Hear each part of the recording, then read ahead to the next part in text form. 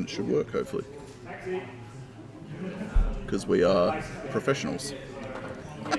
Hell yeah. Professional as fuck. There we go. Hey, look at that. Look at this mug. Although I don't think there's probably... Hey, 4 viewers. Look at that. All right. If we go... Should be able to see people setting up. Yep. Yeah, there's a charge. I can only fit in the charge if they're within half of it. So, To say shit's in look at that. There we go. YouTube famous. my hero. So my hero phase, let's say I said this guy here. I'd roll the dice and I got a 3 up. Let us know how everything sounds on your end, guys. But only if And then, if anything needs to be adjusted, just let us know. So do we update these? Yeah. So, first up, we've got Michael Clark with Sons of Behemoth against Jake Gunning with Flesh Eater Courts. And if you fail the charge, you still get to move it. Yeah, well, I'd still already have made my movement because obviously it's charge phase. But let's say I got high enough charge to hit someone else, but not him. The charge can't happen. Okay. I'll bring it up for you.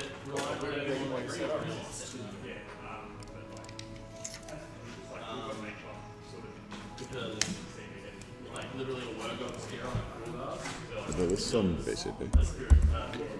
I don't think so.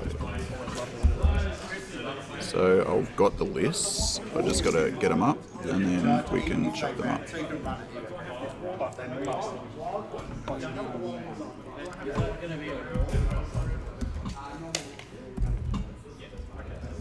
Not a bad ability. I know a lot of people don't rate it because it's a 3 up. 3 up's not that bad.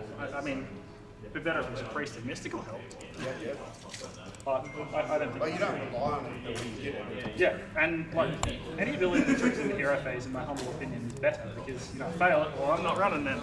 Yeah, you just A lot change worse your if back, change your tactic. take Iron Jaws for example. You have to wait till the charge phase. Yeah. Probably won't come up. He's got a funny little rule. If he's wholly within 6 inches of any FEC model, wholly within 6 inches of 6 FEC models, he's invisible. As in, visibility. I know. Alright, so we're 7 minutes into the round. At the moment, we're going to chuck up a timer very shortly.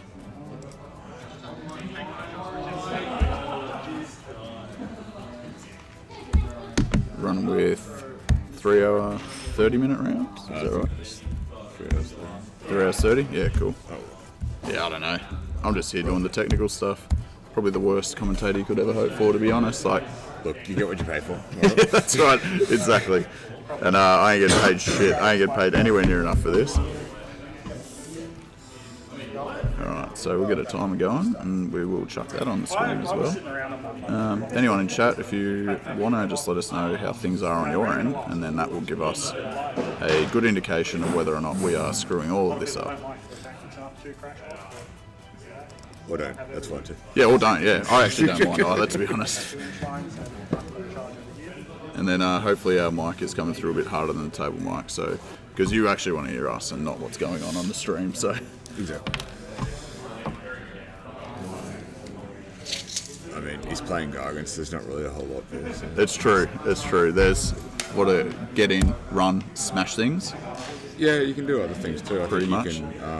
You can sit on an objective and Yeah. slowly die. Yeah, true. And they just like 100 wounds each, or? Oh, look, I haven't played AOS in a long time, but probably. I haven't played Gargants. I thought I would get into Gargants once, and then I thought better.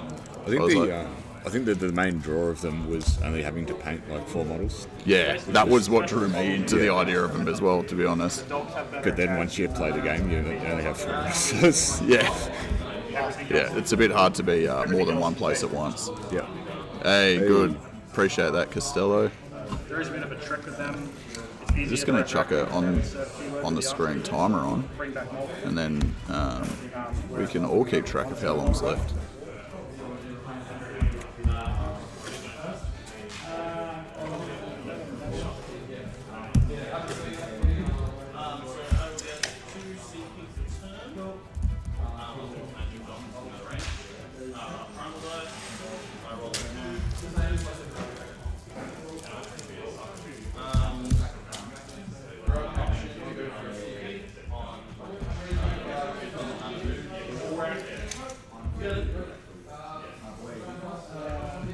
idea here is I'm sure you're aware of this, and getting as many holes involved as you can.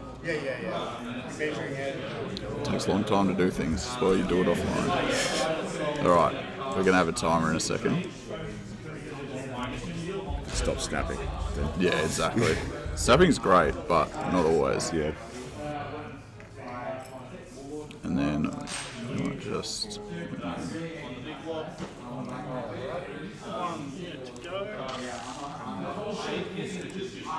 Alright, we're nearly at the pointy end where they're going to actually decide what they want to do, and then we can get some battle tactics up. And then Lady O is just going to throw a copy on itself. Love to see it score spins.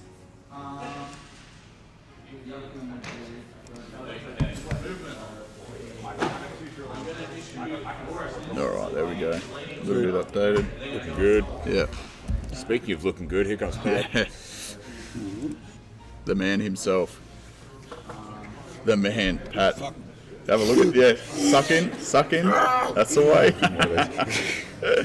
Ah, jeez, I heard something. Yeah, so, anyone can hear Liam in the background, lol. I'm tipping buy to take the title. Yep, I think you might be on it. Whoever's got the buy is definitely going to win this round. It's a solid play. It is a solid If you play. can get a win round one. I have doing I nothing. put it up on the socials. All 3 of my followers will be on it, boys. Yep. There you go. Let's just chuck a table mic in here as well, and then that way we can... With nothing better to do on a Saturday. You can have first. Alright, so we have gone to... You have to. Here we go. I think we're going to go with Possum to advance the charge. So Feck is taking first turn. So we have these the right way, I suppose. I don't know. Who's the defender? How does this shit work again? The person that sets up first is the Attacker. attacker. Ah, perfect. Look at this. Worked out perfectly. Is it? Sure. Yep. Done. No, let's just go with that. We're all with that, We're not yeah. fussed. No.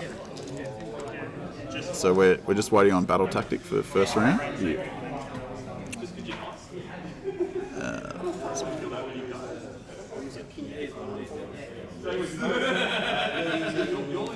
Listen to that. Let's chuck this one in here. Let's have a look what's he got available first turn, because Alrighty, let's start hero face stealth. I will go. I think we've missed it. missed it. Anyone catch the battle tactic for turn one? What is Someone want to available? go get Feck's battle tactic turn one for me? Alright, yes, I'll go for cast a spell from the battle. It'll be like a stand in one spot. Oh wait, no, that's only orcs can do that. Cast spell with no unblinds. My heroic action. Magical dominance. Bonus dice. Actually, let's start hero face. Very safe battle tactic to go for turn one Against against an Unless army there's that no has wizards. no wizards. Yes, we'll take it. Hit that off. solid play there. Yeah, very 3 solid. points. Yep. Really nothing you can go wrong there unless you Hill roll. roll an unbind into a miscast into a miscast. Everyone's currently holding within the ball from the other end. All right, this is a Thanks, What? Bogan of Sigma. Appreciate you. dominance. That's the one, mate. Yep. You're onto it. All right, so we've got Clarky's list, which is about 4 models, and then Jake's, Which is more than 4. which is much more than 4. So we're actually looking at 167 wounds on the Flesh Eater Quartz list, compared to 145 with the Gargants. Not bad. It's actually relatively close. Yeah. I guess the question is, how hard is it to get through all those wounds? Yeah, and that's the thing, isn't it? It's the big issue with Gargants. How far do these guys be? 12 base, spell to 14. Spell to 14. And you set them up to you're on a 10-inch charge. All right, so they're just talking about flexibility to cast deranged or whatever it's called, the extra move spell. Transformation. Yeah, it gives them an extra 2 inches. So Plus that one, so you got plus 2. it's just talking about the threat range that they currently have. which for Feck is of course pretty big. It's not Got bad. Extra movement. He does. He's got a couple of fast movers, so he's got a unit of.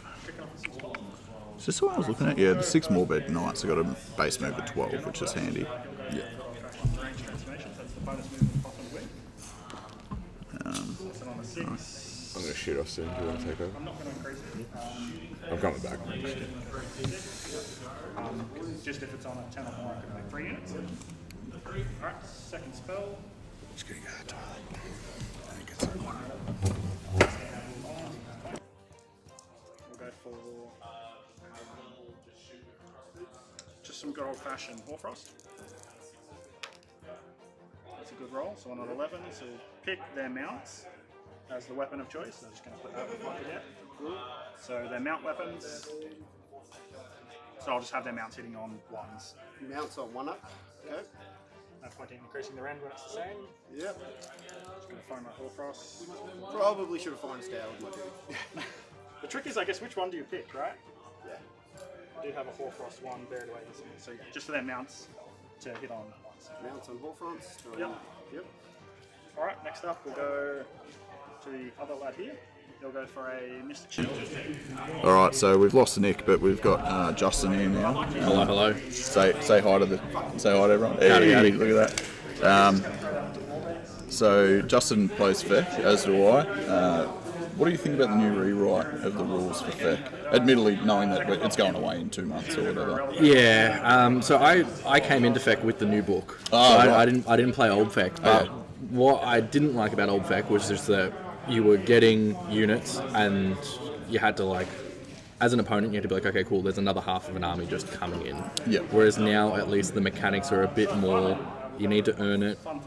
You're just getting more resources out of what you've already got. Yeah. So I'm a much bigger fan of how this book plays as opposed to the old one. Yeah, absolutely. Because that way your heroes aren't 400 points because they can summon an extra unit. Or fight twice. Yeah. Yeah. So my I moved to Feck this with the new book. So like I want to play just an easy bastion army, like run in, kill some shit. Yeah. And then they brought in Noble Deer points, and now I have to manage things again. Yeah, I was like, it's a lot of resource management. is, And like it is. people are like, oh no, you get Noble Deeds so easy.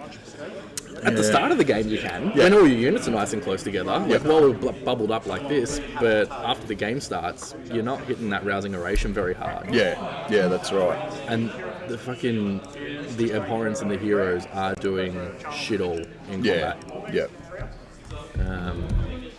I like this die. So that's the 5. Same thing. That's going to be a hit, but I'll just shuffle it once I move them rather than trying to move everything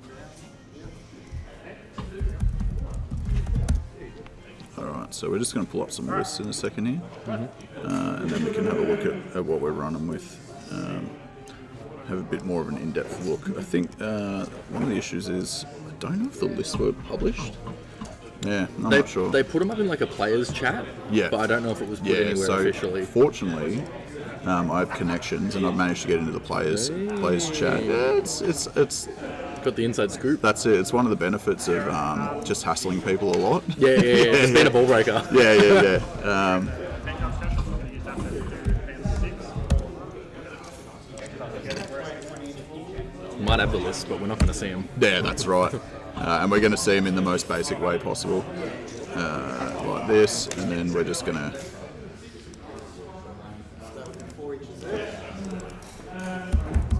Oops. Yeah, nice, and then we can move that.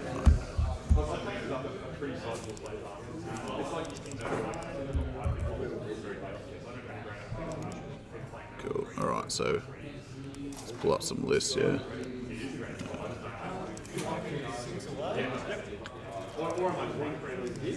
You've got 90 This is the beauty about not being around to get in with people. Alright, so we've got Jake's list up first. While we go into some Feck movement. So we're looking at, Flung the bats forward from the looks of. is that what we're doing? Yeah, The Morbeg Knights have made a big 14-inch move. So they're most likely going to try to do some 4-up D3 mortal wounds on the charge, I'd imagine. Yep.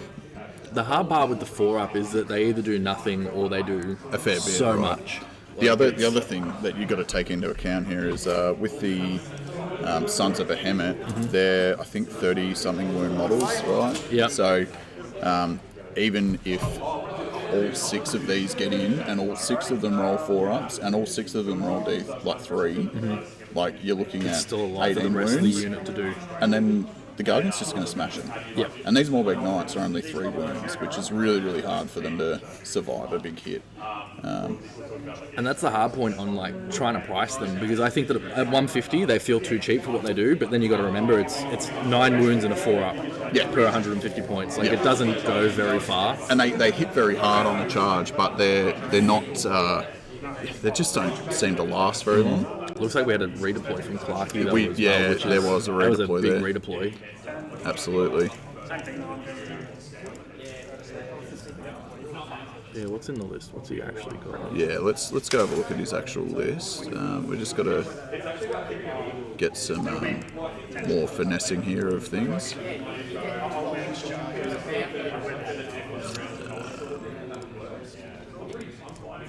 Cool. All right, let's have a look at some lists, shall we? All right, so Clarkey. You're into fast. Yeah, no, yeah. My ugly mug on a screen. What do we got? We got Mega Gargant, Gatebreaker, King Broad, and a War Stomper. So this is where All 4 models worth of goodness. yeah. 4 models. So what are we looking at as a minimum? 34 wounds for a standard. I don't know. I haven't played against them. You very rarely see them these days. There's not a lot of broad stomp going Gatebreaker, around. 35 wounds for Gatebreaker, and Broad has 40. So that's where he's getting his random number, the 145. Yeah. Broad gets the 5-up ward as well whenever he's standing near a friend. Yep. Which is super handy. Yeah. So that's the other thing, they can kind of save stack. I don't think Clarkey's going with it, but sometimes they chuck an Arcane Tome in Yep. just for a Mystic Shield and then Finest Hour all our defense. And they're sitting on a like +1 ignore and 2 points of rend with a 5-up ward on Broad. Yeah, so AOS Coach, 35 wounds. It's a lot.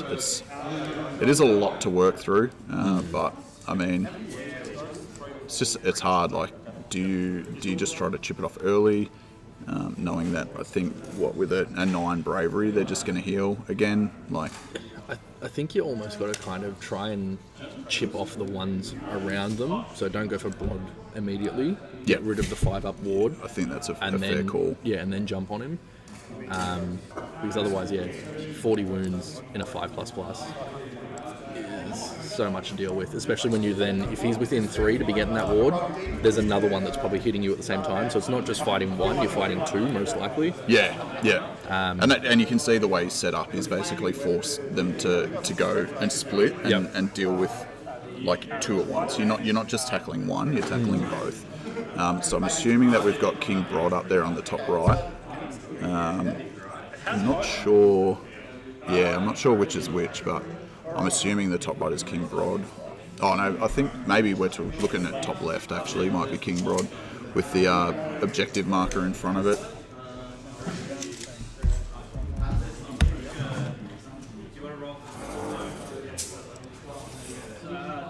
Yeah, I think this match will be won or lost by how well the Beast Flayers get used. Yep. Just because and he's got so many of them. It's what, 2 reinforced units? Two reinforced. So what are we looking at? We got horrors, 2 units of horrors. No, but also the Beast Flayers. Oh, He's got Beast Flayers, one yeah. Beast Flayers reinforced and then 2 another singles. 2. Yeah, so I think he's trying to utilise the ability of the Archregent to be able to bring back those 2 and 3 wound models, and then also stopping the monstrous actions, which is helpful. Yeah. Well, they also, if you're within 3, you don't even have to target them. If you're just within 3, the opponent monsters are -1 damage. Right. Yeah. Okay. That's going to come into play a lot, I think. I didn't think I'd see Royal Beast Flayers at the at Masters, to be honest, because of the change to the muster ability. Yep. It just makes it a bit harder. So you've got to have your archer region close enough to be able to get that benefit, right? So Well, the good thing is it's only within 18. It's not wholly within, so you can kind of you can daisy chain it off the other ones as well. Because with you the just unit gotta, 20 is not hard. Yeah. You bring it in on one side to get the other one within 18, and then can bring them back on the other side of that Yep. unit that might be strung out 30 inches away. Yeah, true. Very valid. So yeah, no, there's a lot of play with the recursion. Ooh, big charge. Do we know what delusion you took? Not sure. I can't remember what delusion. We might be able to get one of our table friends, Tristan, to be able to find out what delusion Feck took. Reset your move as long as you haven't moved anything else. What delusion has Feck got?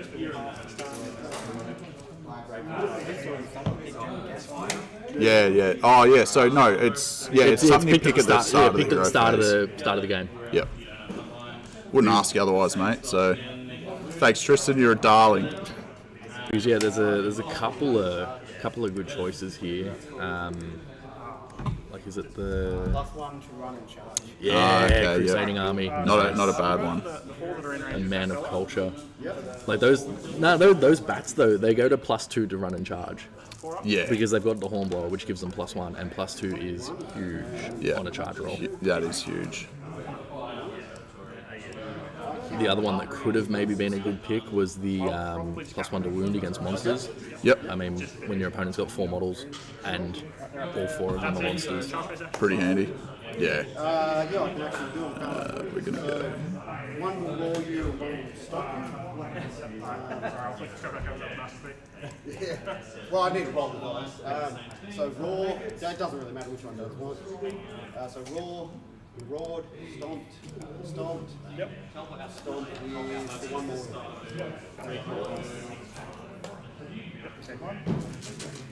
Remaining on one filler.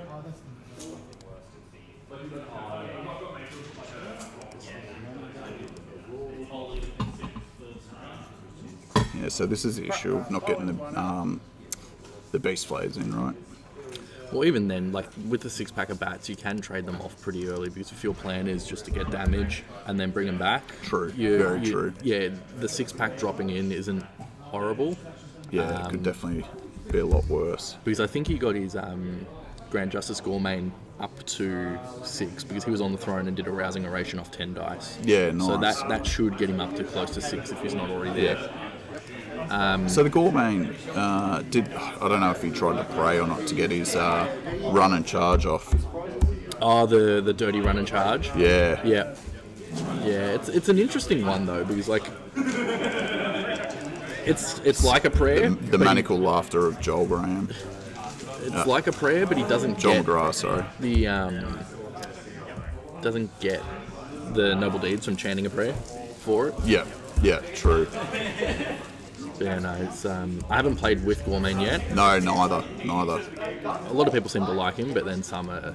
He's some just don't. got a lot of potential, right? Yeah, but also a lot of potential to be shit. You don't make that 3 up, and it feels real bad. True.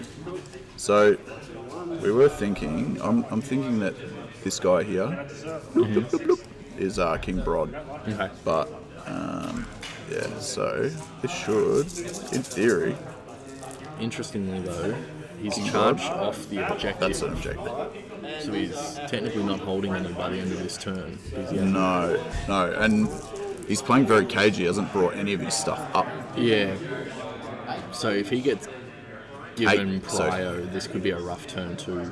Yeah. Because I don't think Clarkey will take a double. I think he's just going to try and get some points and then give away a prio because there's nothing really for the Feck play to do.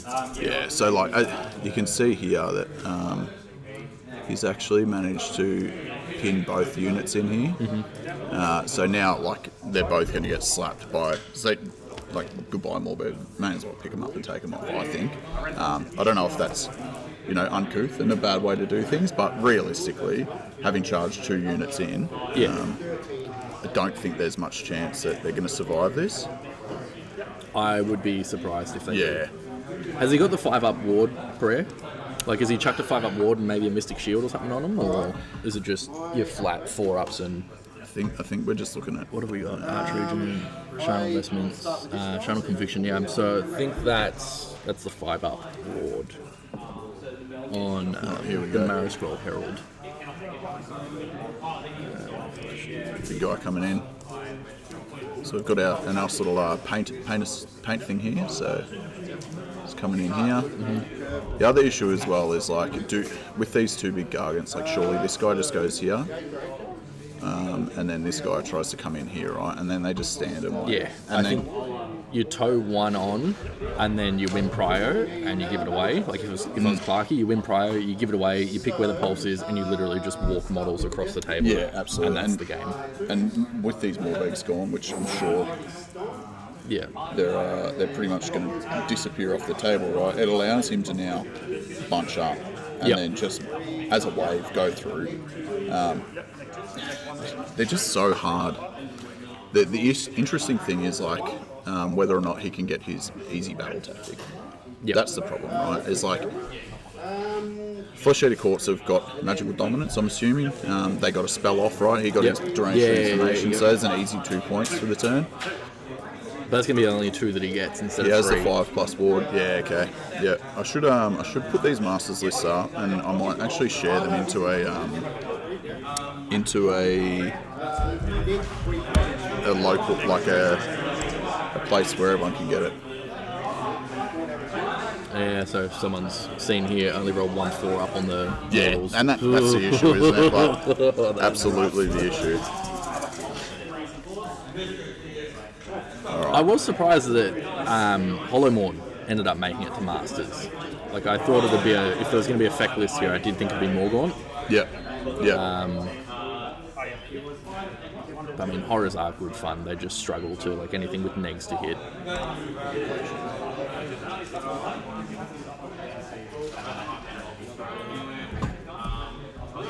So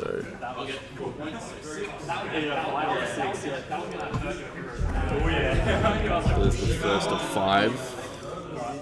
Alright, second of 6. Yep. all right, so we've got a very basic masters list going into the chat. If anyone wants to grab their own copy, just got a nice little paste bin link there. It's not formatted because I don't have the time for that. So, but everyone can access it. So that's the main thing. Format it yourself, send it back to us. Yeah, that's right. If anyone wants to provide a better version of that to me, feel free. So yeah, already lost 3 out of the 6 bats, and I think that was just off one of them swinging. Yeah. So the second still got a swing. Do you know what? They've actually made. They survived a lot more than I would think. Yeah, to be and honest. that was the one that was swinging at full strength. So now we've got the. I don't think he one knocked him down. Oh, I he don't didn't? believe he knocked him Yeah, down okay. at bracket. Because they bracket at something stupid, don't they? It's like 12 So ridiculous. or 14. Yeah, let me have a look. They 18. 18. They bracket. Yeah, brilliant. Yeah. Yeah.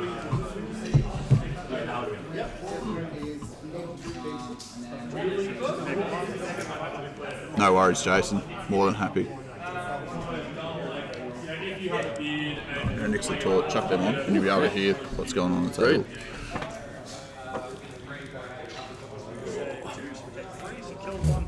Alright, so unfortunately it's just me, but I'm not going to touch anything.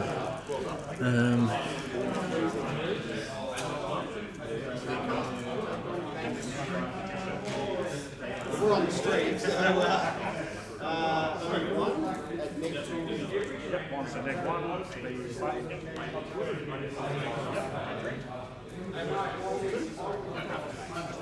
Yeah, so assuming the bat is probably very quickly going to get evaporated here.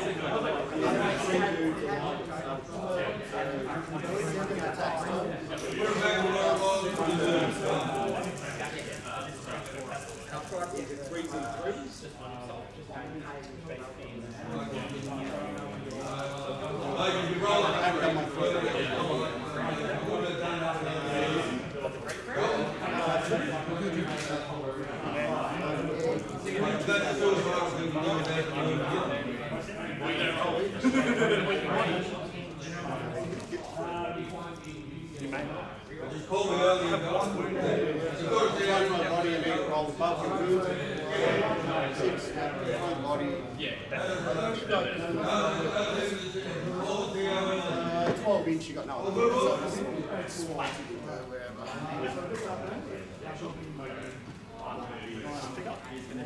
Cool, that's actually a good trade. 13 wounds to... I was hoping to deal more, not gonna lie. Yeah, that worked in my favour. Except by being eliminated, I have challenged the battle tactics. Alright, End of turn, so can yep, we so score? I've just got the 2 points for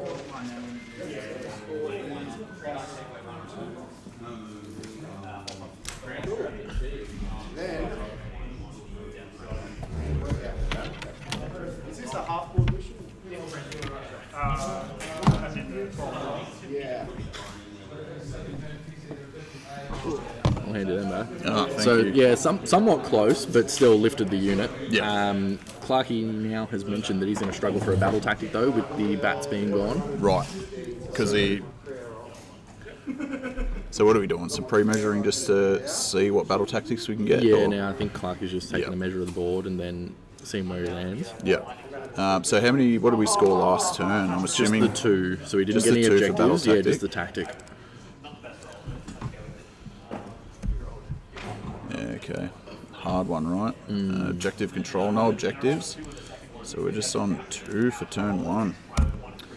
Not what you want to see, ideally, but Well, look, I mean, if Clarkey can't score 1 off here, true. 2 is better than a 1. You know what I always say? 2 is better than 1. 2 is better than 1, Yeah. and 1 is better than none. So, Yeah, that's true. Yeah. and anyone that disagrees with me, good luck to them.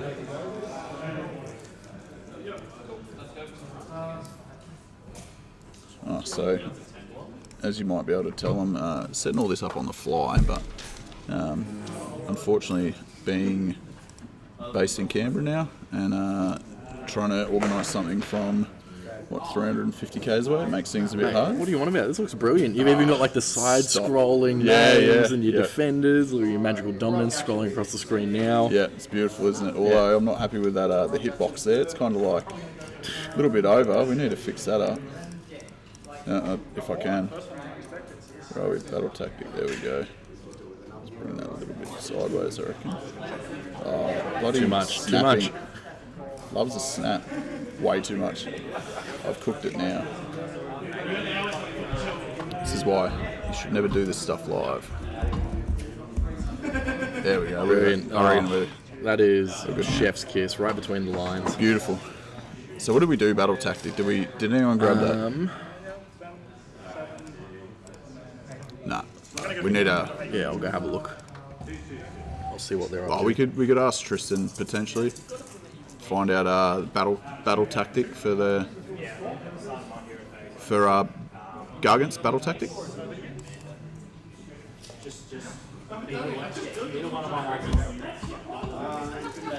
So yeah, because surround... Intimidate, yeah, as I say, surround's pretty much off the board at the moment for him. Intimidate the invaders. Got it, mate. Thank you very much. What's that? When you resummon your dude, are they coming anywhere? Okay. Awesome. Our man Tristan. Worth his weight in gold. It's not a big man, but you know the weight is still appreciated, even if he doesn't weigh that much.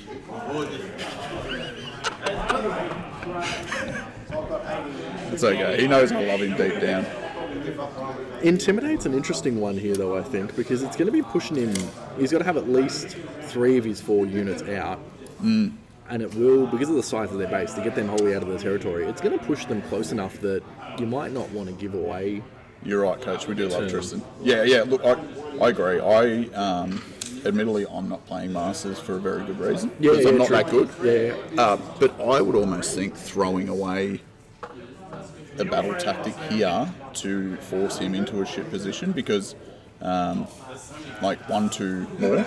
Yeah. You're already winning, right? With Geopulse, though, you don't have 1-2 more to start. you've got it's only, 1-2. Yeah, no, so it's only 1. So if you hold an right. objective, it's 1, and then if you hold pulse is 2, that's right, adjacent and is then 1. is 1. Yeah, so the yeah. points really start to rack up in the middle of the They game, do. where you can be like scoring, I think it's 2 turns of up to 6 points and 2 turns of up to 7. Yeah. And you know, very perfect example of me being shit at Warhammer is you explaining that to me. But That's all right, I didn't make Masters either. Yeah, That's so- why I'm here watching. But yeah, so well, maybe it is the right call, but I feel like it's a big overextend to get. Yeah, it just feels like it pushes him a little bit danger close, where he could just like take one, drop a tactic, Yeah, and then be in a better position for the rest of the game where he can make that point up. Do you know, like he'll make it up so easily. if he puts 2 Gargants on an objective, that effect plan is they have nearly their whole army. The other thing as well, he only needs to put 1 Gargant out of place, whereas by doing Intimidate he's got to pushing put 3 out of 4. place. Yeah, so he could cover. You can see right here, right? So he's covering this objective here. It's just touching it. Then all he needs to do is bring this guy here to this. He's got both of the pulses covered. Yep. And then he pretty much could just sit And then there. work it out from prior. Yeah, exactly. And leave these guys and just... This dude here can make it all the way here nearly with a move, right? Because Gargants ignore terrain. Yep. They don't have to worry about it. So he just comes over here, or he goes this way, and this guy goes over there. But I think their ignore terrain, is that for a certain height? it might be, yeah. It might be a very specific. I think it's like height. 4 inches though. Yeah, it could be. Let me have a look. So they have. It's broad Is it- stomp, isn't it? Yeah. Is it on do a- ignore terrain when they move Yeah, over? it's 3 inches, 4 inches. Broad stomp. Is it a broad stomp thing? Is it? No, it's on their war scroll. Ah, it's on the I believe. war Long scroll. legs or something. Long legs. It's a mega Gargant thing. Yeah. I don't know. It's, the camera is the mic. So you're getting all the table goss, which is good. I was going to say something. What do you know? Hey, it's marked not safe for children because I can't help but swear. So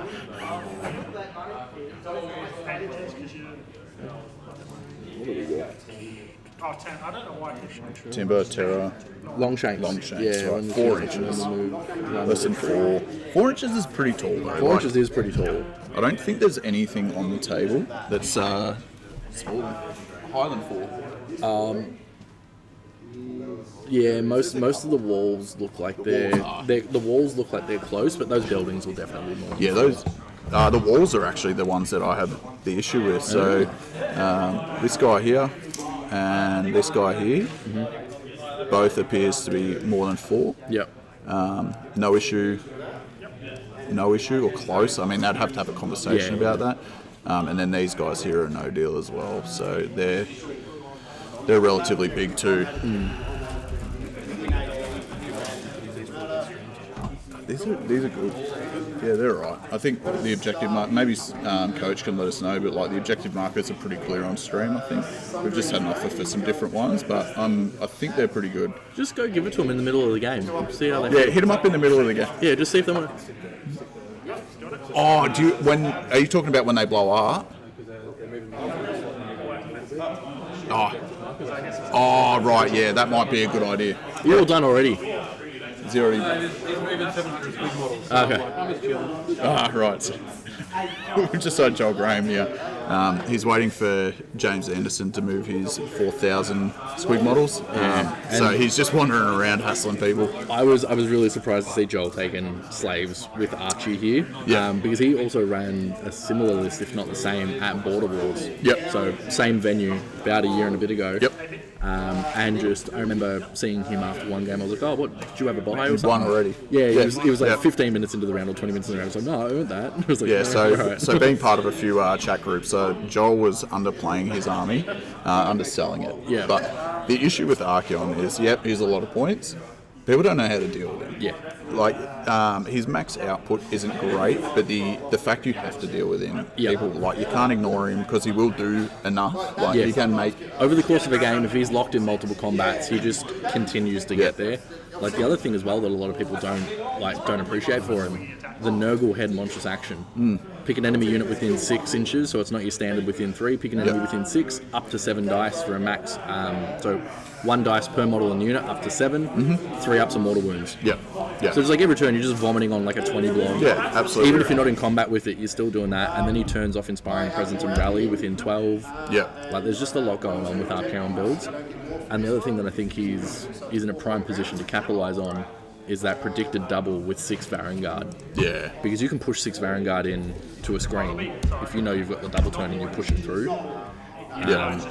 So yeah, he's really hard to play around if you don't play a lot of Archeon. No, you can hold one in. Yeah, so here you can see Joel's list. Archeon, 800 points. That's like That's what, come down. 40% of his army, though, right? Yeah, In but that's Archeon? come down a lot. So he was 860 at start of edition. I think, Yeah, or yeah. like at start of Slaves book dropping. So this is the That's the beefcake. Yep. That's yeah, the for juice. sure. And then you've got some objective, like you put them out there, people have to deal with them. Yep. Well, even then, the Chaos Warriors, they're tanky as shit. They are because tanky. They've got the eroding icon and they're Nurgle.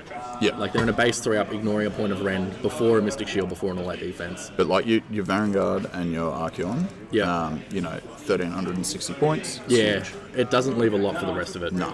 But then, James has got, he can clear those little units that are taking Yes. objectives and then move very quickly Yep. off them. And then, Moon Clan shooters, again, I'm assuming the Loon Smasher fanatics will be hiding in that.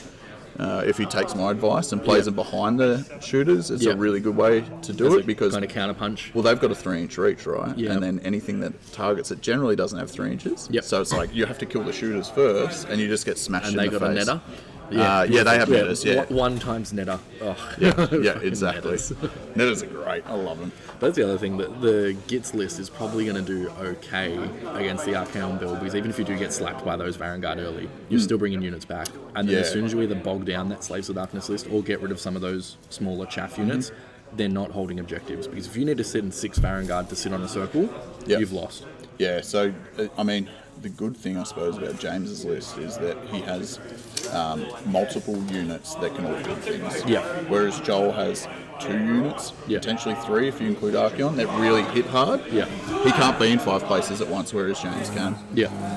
The other good thing that I guess is going to work in Joel's favour on that matchup is the Karkadrak. He's got the crown models within 6 that are a wound characteristic of 1 or 2 can't contest. Right. You're laughing. So Yeah, that that's- little one guy can hold an objective by himself against a horde of Gits. Yeah, exactly. So that There's not does one. help, I don't but- think there's anything except for his monsters. But then also that Karkadrak will just get chewed up by Squigs. So it's If he can hold on, he can score for one Exactly. turn, but he's going to get slapped the next turn. yeah. All right, so we've gone for Intimidate. It looks like he has thrown it away because he's not No. moved anything. So this mission's only the quarter board, so you only got to be 11 further. Oh, right. Yeah, so it's okay. not half board, luckily. Right, okay. But because of the size of his bases, right? If Jake can get off like a deranged transformations, that 8-inch gap with maybe a run and charge from Gory Man, it's not hard to then jump on one of those Gargants that are just there. Yeah, absolutely. That makes perfect sense. Yeah, no, so he will get his 3 here. Yeah, we've got the 3 there. This is Have we gone into any throwing or anything? Is he? I'm not sure. He's picking up some dice.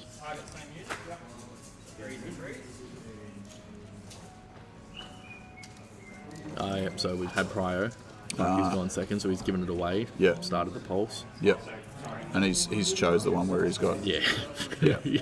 Yeah. Well, I mean, he could choose any. Like,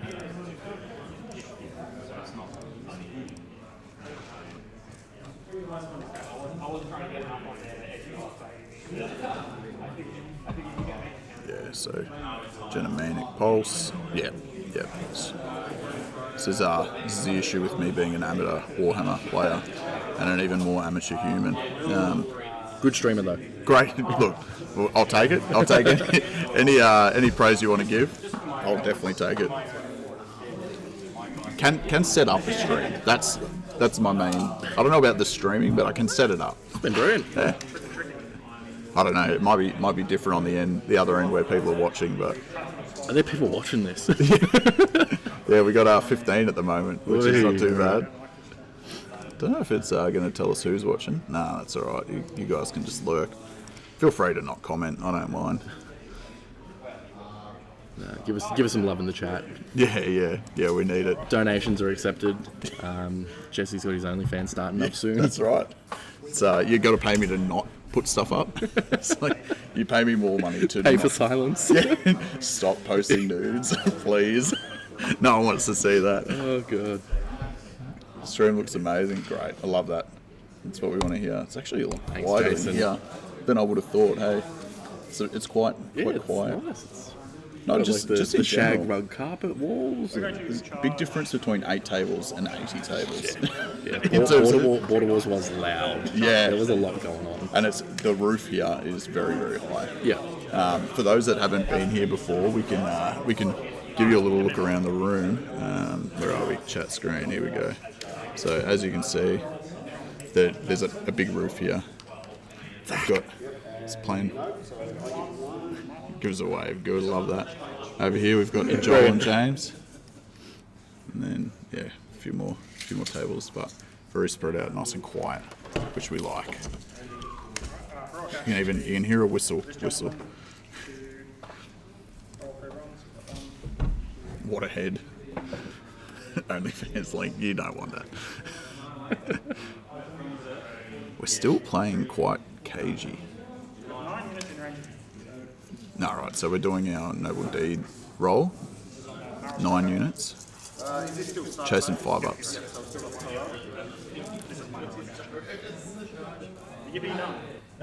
No 5-ups on 9 dice. Oh, that hurts. Like, that's the thing, like, these noble deeds, that resource that is so pivotal that people think just like comes on tap. Sometimes when you need it, you just don't hit it. Absolutely. And like you could be rolling 2 dice sometimes and hit both of them and be like, yeah, it's just what I needed. Yep. But it's still 5-ups. Yeah. Not fuck on 9 dice.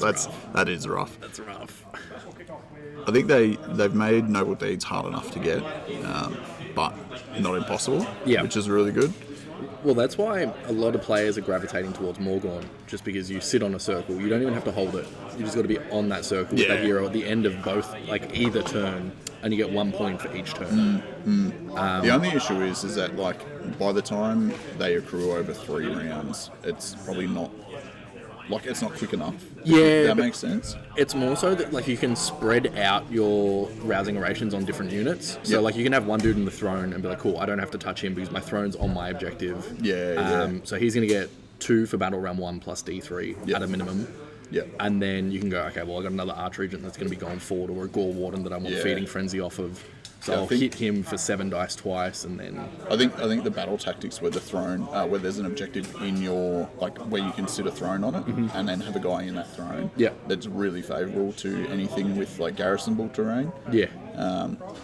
It make because you've got a guy sitting there and he's doing everything for you, and you don't have to worry about it. Yeah, which is the hard part with Gory, because he doesn't generate anything other than being in the throne. Yeah. So Did you catch the battle tactic? No, I can't. Yeah. Anyone on I stream can't catch do the the battle table. tactic? True. How would you have caught it? Yeah. I'm the only one with headphones on. Hang on, I'll get my cup and I'll listen. Yeah, listen through the wall.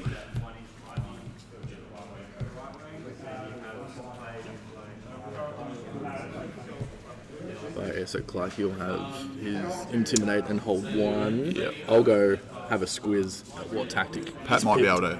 Oh, yeah? Pat, you want to find out what battle tactic Feck have chosen on the table, please? So we got a battle tactic, and then hold the objective. So, I mean, technically he held 2 objectives rather than 3. Yeah. But it doesn't come in. It only counts as 1 point, yeah. 2 knights have to get 7 plus charges. 2 knights with 7. So he's throwing okay. a tactic. Yeah. Oh, it's going to be a low scoring turn. No, he's got 2 units. Oh yeah, 2 units of horrors though. They're knights. Yeah, but they're too far away to be able to. They only move 8 plus that Unless he big gets wall that they gotta go around. deranged transformation, Yeah. and then Gormain could chuck the run and charge. Yeah. Yep. So 3. Yeah, 3 total. Nice.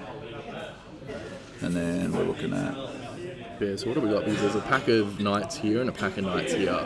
yeah. So I think we got them there. Yeah, it looks like. And then I think the other ones will be inside. Yeah, of they're the- definitely out of the contest zone for that, aren't they?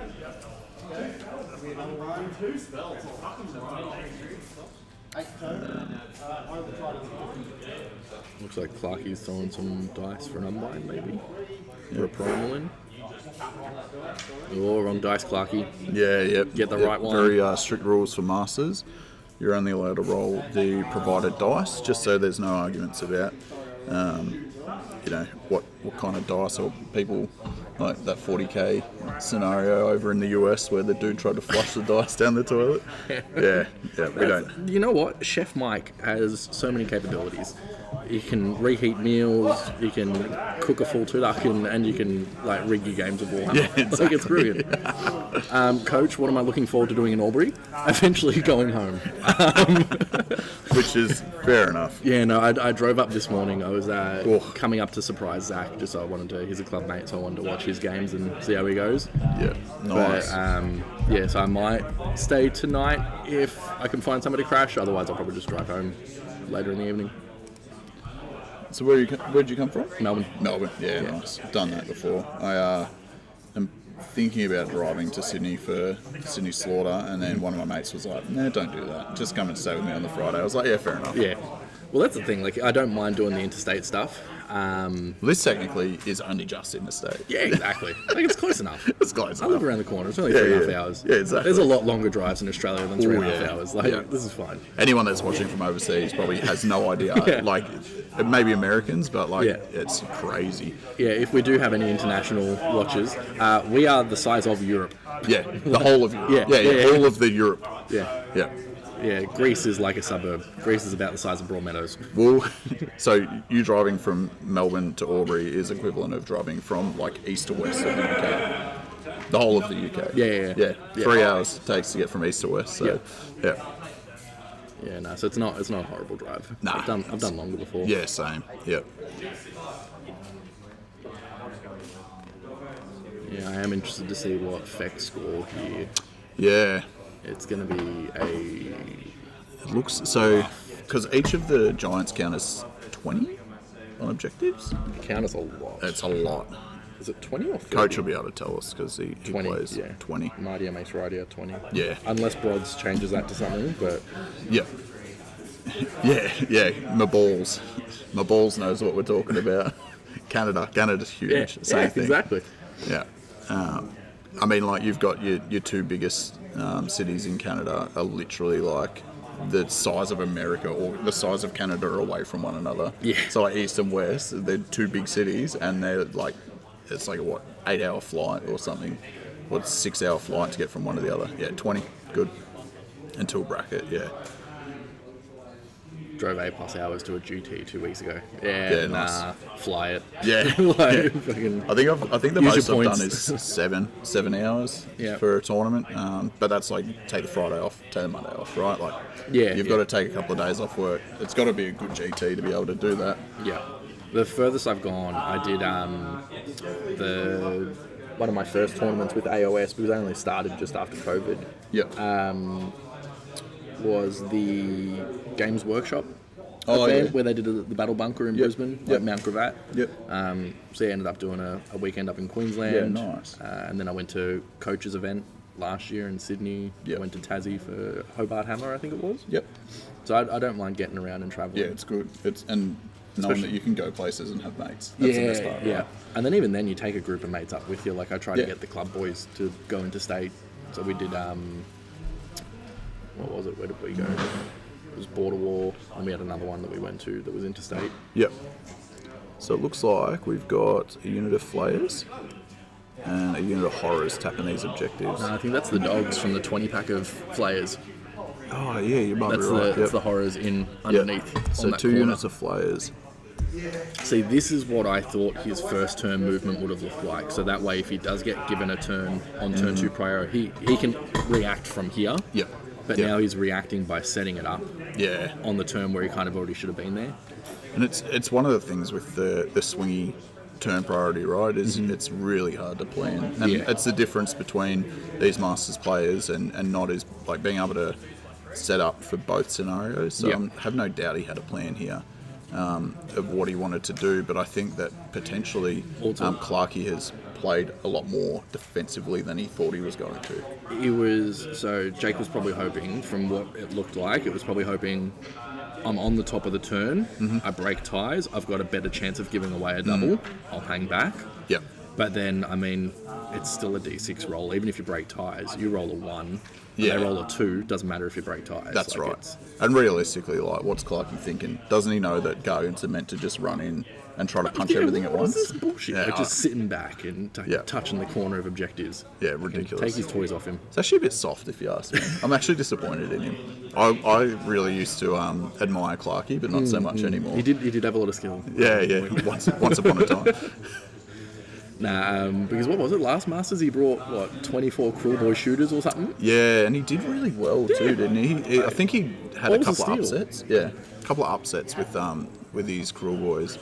But that was in a very heavy Lumineth meta too last Yeah. year. So last year was he probably expected to see a lot more shooting, and then last year I actually watched last year's stream, and the last game with Skaven, and I think it was KO, right? Skaven and KO. Anyway, I had a much larger Yeah, because it appreciation for Skaven. Yeah, it was Kieran on Kieran. Skaven last time. He's back here again. He is back here again. Hopefully see him on the streaming table at some point. Yeah, I wouldn't be surprised if it's round 5 again. So and he'll lose it again. Yeah. Just at the end. Poor guy. That Feel was bad that for was him. so rough. I watched that and it was just like, Yeah, it was rough. And I'm almost certain it was KO. I'm pretty sure. no, it was Lumineth. I think he played. Was it Lumineth? It was Yeah, something with because shooting. it was a techless build, and there was one point where he shot a screen that was in front of him. Yep. And then it made his charge harder, and he failed all his charges because the screen was gone. That's rough. But he could have charged a couple of extra things in potentially, blown up a screen with one, and then just piled forward and swung. Yeah, When he wanted to right. hit. Right.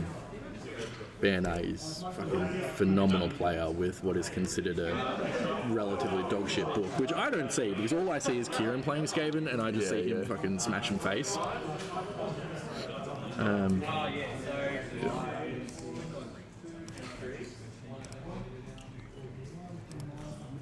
Might chuck that on next time. With. What is it? He'll spend his 2 to resurrect the knight. So, there. Right. That is my absolute width of the turn. So, just a 1 point for the holding that. One fold on that.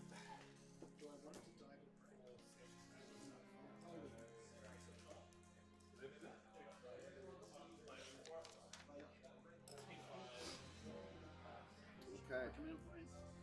Yep, I'll go first. And I will look on my clock. I'll have a think about my battle tactics. It's not looking good.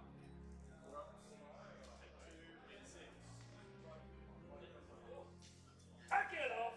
Fuck 'em off! What's my phone points? I just had to spend some. I had a Joel McGrath as an all being the life of the party. I think he's on his second tinny, which is Well, he's got 2 on the table. he has No that idea too. how many are in the boot. Or how many he had before Masters. Yeah, before walking in. Yeah. Fucking here's a good time though. We did Lumineth? Yep, Yeah, Dave Kerr, that's right. Which, no Dave Kerr this year. I think he couldn't swing it.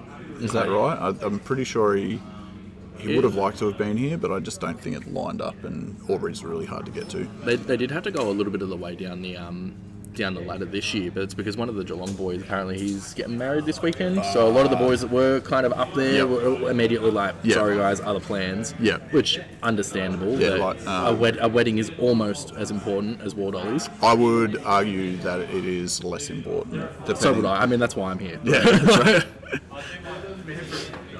But yeah, no, so there's, it's... Because Thompson would have been, he definitely would have qualified, but I'm assuming he's probably He's at in the wedding. Geelong. Yeah, Yeah. at the wedding. Which good on him. Like, anyone notice that our clock has stopped working? There we go. I think I might have just done the old YouTube thing where it just stops.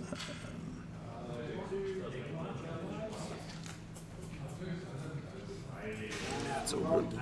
We got our time going. Still got plenty of time. I am interested to see how he's going to come back from this 0-point turn, considering Mike's probably No going to get points. a 6.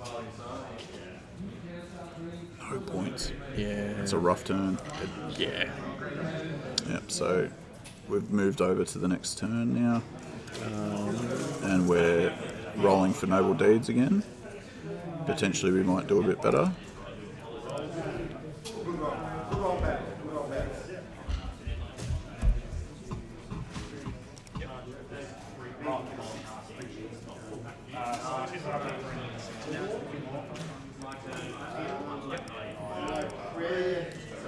So we got none that turn.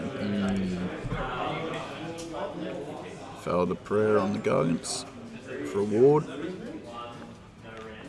Jeez, how quick is a Gargant turn? She's got 4 models. Yeah. And one of them's Yeah. doing one thing in a hero phase. Like it's So he's measuring 9 inches from the board edge.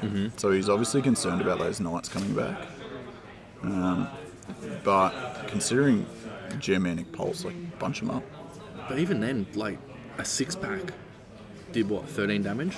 Yeah. A 3-pack's not going to do the next. Nah. And 17. And if he's concerned about them coming off on this right board edge here, realistically, like, they're not going to get healed up because all of his heroes are bunched up elsewhere. I don't know. I'm not sure what he's thinking here. I'd just be bunching the Gargants up and then just, like, running them as a wave and just sit on the back objective. Even maybe just like starting to set them up for like a surround and destroy or something. Because these two out here, you could almost, like, if you push him down and across a little bit more forward to threaten, he's still in the game. Yeah, absolutely. Because The this problem is- end objective is pointless right now. At the moment, Yeah. yeah. Like, until later. And he doesn't really need to hold him up just yet because he's not far enough forward. Yeah, not at all.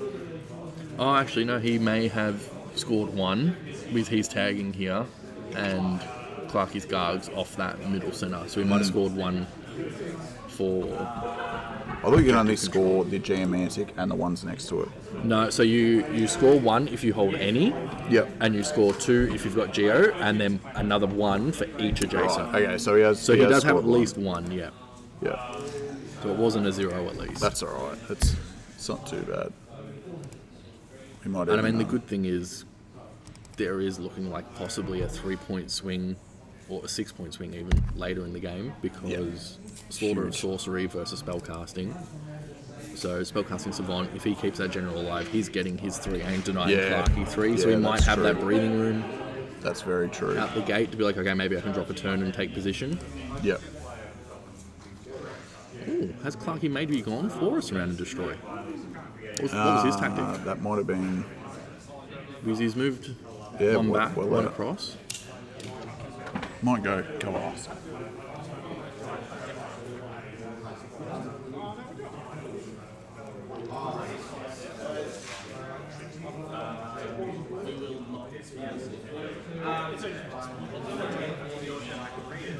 Yep. We've gone for surround. Surround? Destroy. Yeah, cool. All right. Good call. Who are you? Sitting here, just observing the table from a distance, being able to pick what we're doing. It's a good turn for it because you've got the breathing room, you still hold the objectives.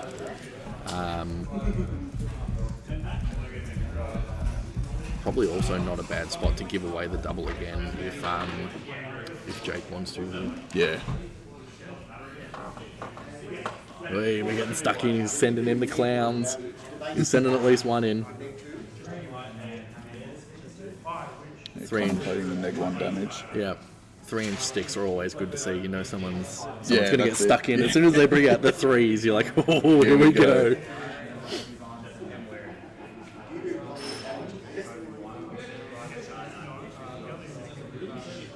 What does Feck do here next? Like if they get So him he's in screened turn. his horrors. So he's got his 2 units of horrors screened by the beast players. And I think his plan might be to get attacked and then pile in onto a single Guardian. Yeah. The beauty about the horrors is they've got reach to go 2D, which means you only need to really put like 4 in front, and you can pretty much get like a whole 12 models in, Yep. nearly 4 or 5 in front. Yeah, those 2-inch Okay, bases. interesting. 2-inch reach on a 50mm base is just like one of the beautifully frustrating things about metric to inches. Yep. Because like your 2 inches is 50.8 mil. Yeah. And your 50mm base is like, yeah, cool. Yeah, well, it's the same as 25 mil basis, Yeah. right? An inch is 25.4. 25.4 mil or whatever. Yep. Yeah. Yeah, no, it's a beautiful thing. You love to see it. But I don't even know if a 6-pack drops a guard. So on the charge, Yeah, they'll go they're damage 3. an additional point of wound. So it's only damage 3 on a 6 as to wound, It's No, additional- in Hollow Morn they Oh, go. right, yeah, So they're plus one. this subfaction Yep. they'll be at damage Yep. 3 on the charge. Yeah, and they're also +1 to their rend. +1 to rend from. and he's got Hoarfrost. Abhorrent. Yeah, yeah. So potentially he's looking at a 3 rend +1 damage. So you're hitting on doing 3 and 4 damage on a 6 to wound. Yep. Yeah, maybe. Because he will But get it's 5 the attacks falls, each it's as the well. falls to hit. Like you almost want to put Hoarfrost on there to hit profile. The only thing, but you can make it a 3. But So even you then can- threes is still rough. Yeah, There is a lot of attacks that come out of it though. Because Yeah, he's got a he's- feeding frenzy up. just destroyed some terrain. Get that out of the way. He says, I'm going to corrupt it. Don't know how the TOs are going to feel about that, considering they ask players not to touch terrain at the That's start all of right, the event. we've got it on video. Yeah. And we can put it exactly back where it needs to go. Yeah, true. But yeah, you can get those horrors up to speed. Like if you get a feeding frenzy on them, I think they go to 5 attacks, damage Yeah. 3 on the charge. So 6'5", 30 attacks, Yeah. right? With, let's just say 4s and 4s. So we're looking at, what, like They're 8? 3s to wound base, which is 3s nice. to Yeah, wound. 4s and 3s base. So 3s and 3s. So let's Yeah. say they're going to get 15 through. Yep. And then 15 through, potential on 3 rend, and 3 minimum. So that's 45 wounds there, providing he fails all his saves. But at 3 rend, does he get a save? I don't think so. Nah, they're in a 4-up, so unless he's stacked prior to. So a fully buffed unit of horrors will wipe a go, in theory, but it's a dice game. Yeah. Yeah. That's the hard part. Okay, It's so the- he's just maxed out, 6-point round, that one. yeah, so he'll That's a huge. Yeah. It's a huge turn. and that's the thing. Like Geopulse just starts to get away from you when you start getting into these 6 and 7 Yeah. point turns. So he holds 3 objectives. I don't like this Warhammer version of, because I don't care how many objectives they hold. 6-point round, that's huge. Add another one here. So we're sitting on 9. And then we're just gonna mess around with this a little bit. I don't think I can. Yeah, no, because it's in the overlay. That's all right. I've made a rookie error. Let's just move the total. You can do math, right? People can do math. I've got faith in them. Do that. Rolling for magic dice.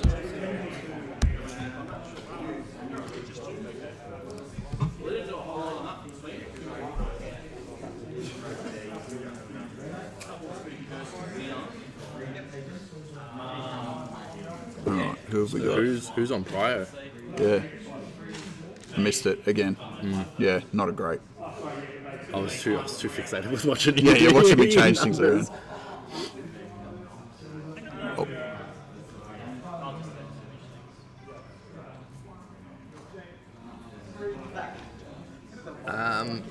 Killy, I reckon Suns don't need to take a double. They'll still get a 7-point turn in their battle round. Okay, so we're going for Intimidate Invaders. So So it's on to Feck, is it? Yep. Yep. Did he win that prior and take it, or did he get given it? Yeah, great question, well asked.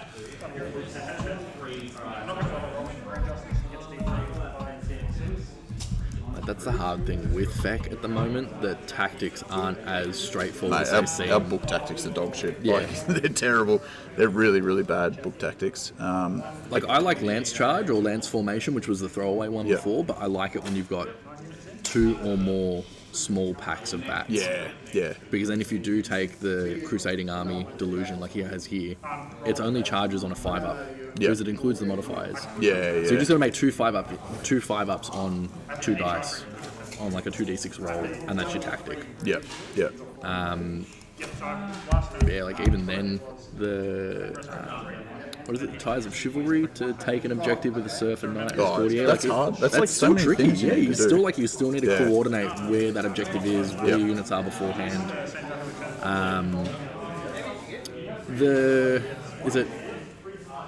I think Feck must have got the priority there. Okay. Because And decided to take if not, like if Gargant's had priority, he literally could have just like moved one more Gargan and scored again. So Feck must have taken the turn to be like, I need to do something here.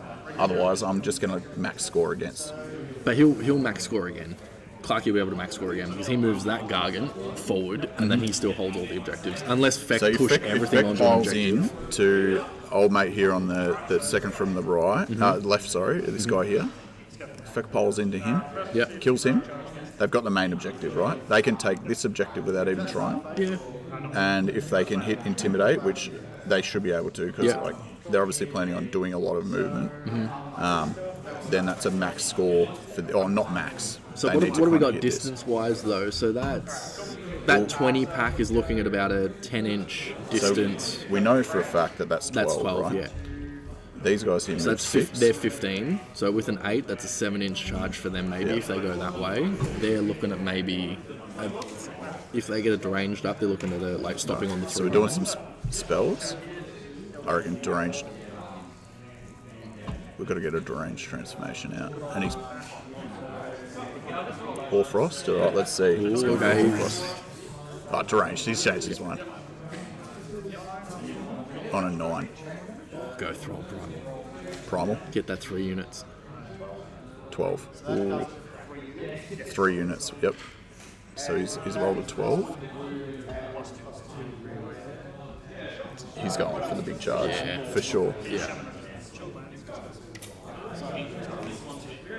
Yeah, okay, so coach is saying if he pins the Gargants down, it shuts down their battle tactics. Yeah, I mean, maybe even if we charge them in and just string out to tag him, tie up if he puts the big unit of 20 into that guy on the left, they should survive. And then they will shut him down from doing anything. The other thing as well, if they put 20 plus 1 on it, they'll take the objective, yeah. which might be worth doing for this turn. And then just block that Gargan from getting across and helping out.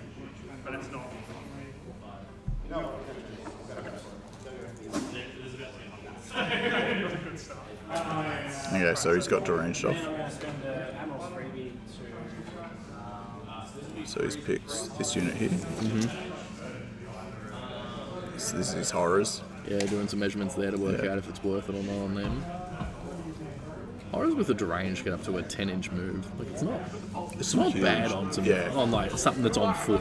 Yeah, it is good, but like there's no way they're that's still a big, there's no way they're making gap. that. Yeah, that's a big gap. Feck don't have access to 3d6 charge in their book, do they, from memory? I think there's something that can give him a 3d6. Nah, the Ghoul King. Yeah, his own his spell. own spell, that's the he one, gives yeah. himself. I love him. He's an underrated pick. He's So good. He's good anti-corn tech. Yeah, corn. Don't get me started. So this unit, and I'm not sure what it might have been this unit here. I'm not sure on the third. Alright, I am going to run to Luvo. I'm Go back for in a it. couple of minutes. I'm going to swing past some of the other tables as well. Yeah, Some yeah. photos, I reckon.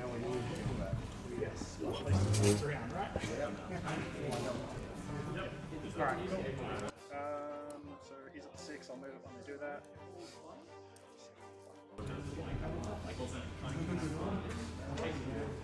Let's go there. Mr. Chill. Next 2 to hit on these guys.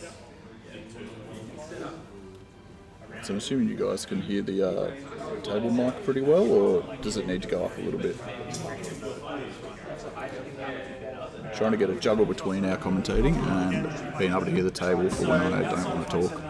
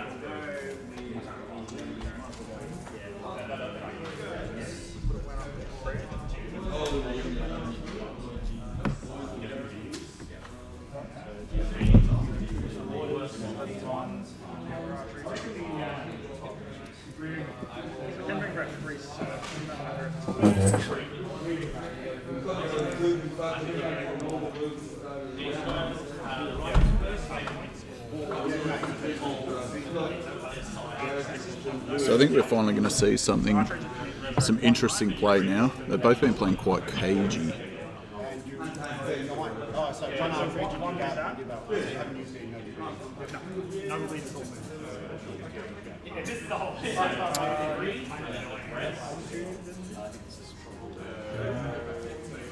What did Jake not score an objective? Turn 1 night side, because the objectives aren't active in first turn. So he ran on, and you have to have the objective at the end of the turn. So because his knights were dead, he doesn't get any objective points for that.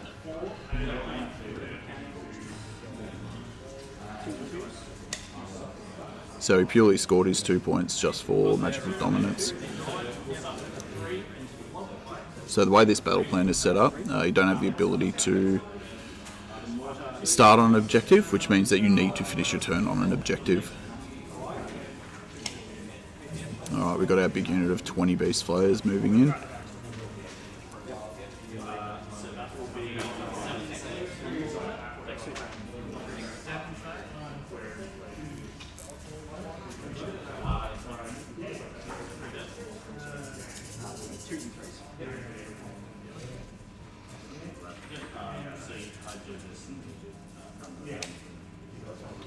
Wonder what their clocks are sitting at.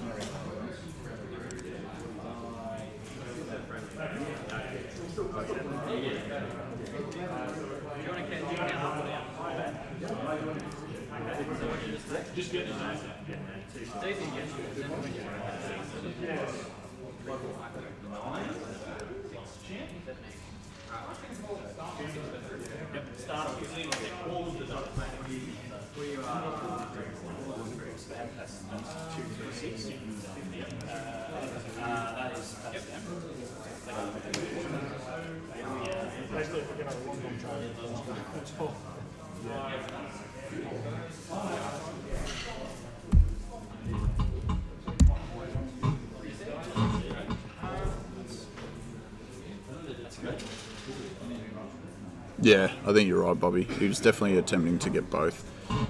He only managed to... I think he thought he might have survived and been able to tag that objective and at least lock him up for a turn.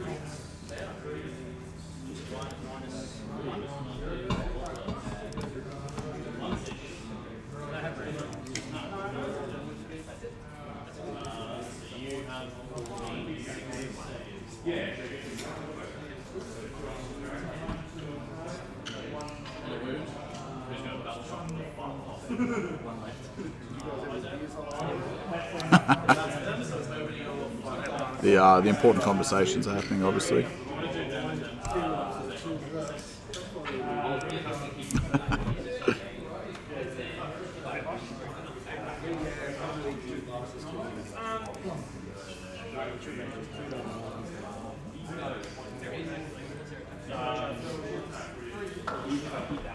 Welcome to the chat, Just Play.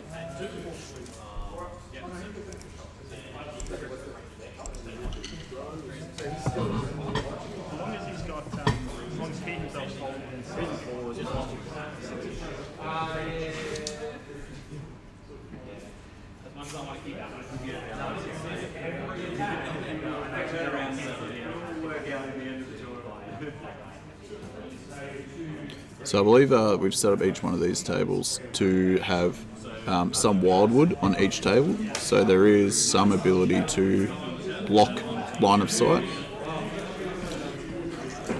which might be the reason behind that conversation about who can see who.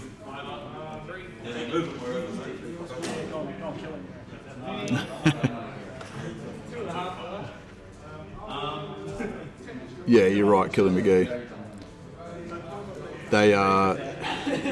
He's got a lot of models in this army, but the issue is like getting enough onto the objectives without getting too close to the Gargants. So potentially this unit of 20 flayers, they could come within range here, but like into this Gargant here. This big unit here goes in here, but then if they die and that Gargant doesn't take enough mortal wounds, it's going to still have that objective. And at the moment, this is the main. This is the pulse. So I'll probably chuck a little dot on here. So this one being the pulse here. Yeah. So we want to see what happens with this combat phase and whether or not he actually gets anything in.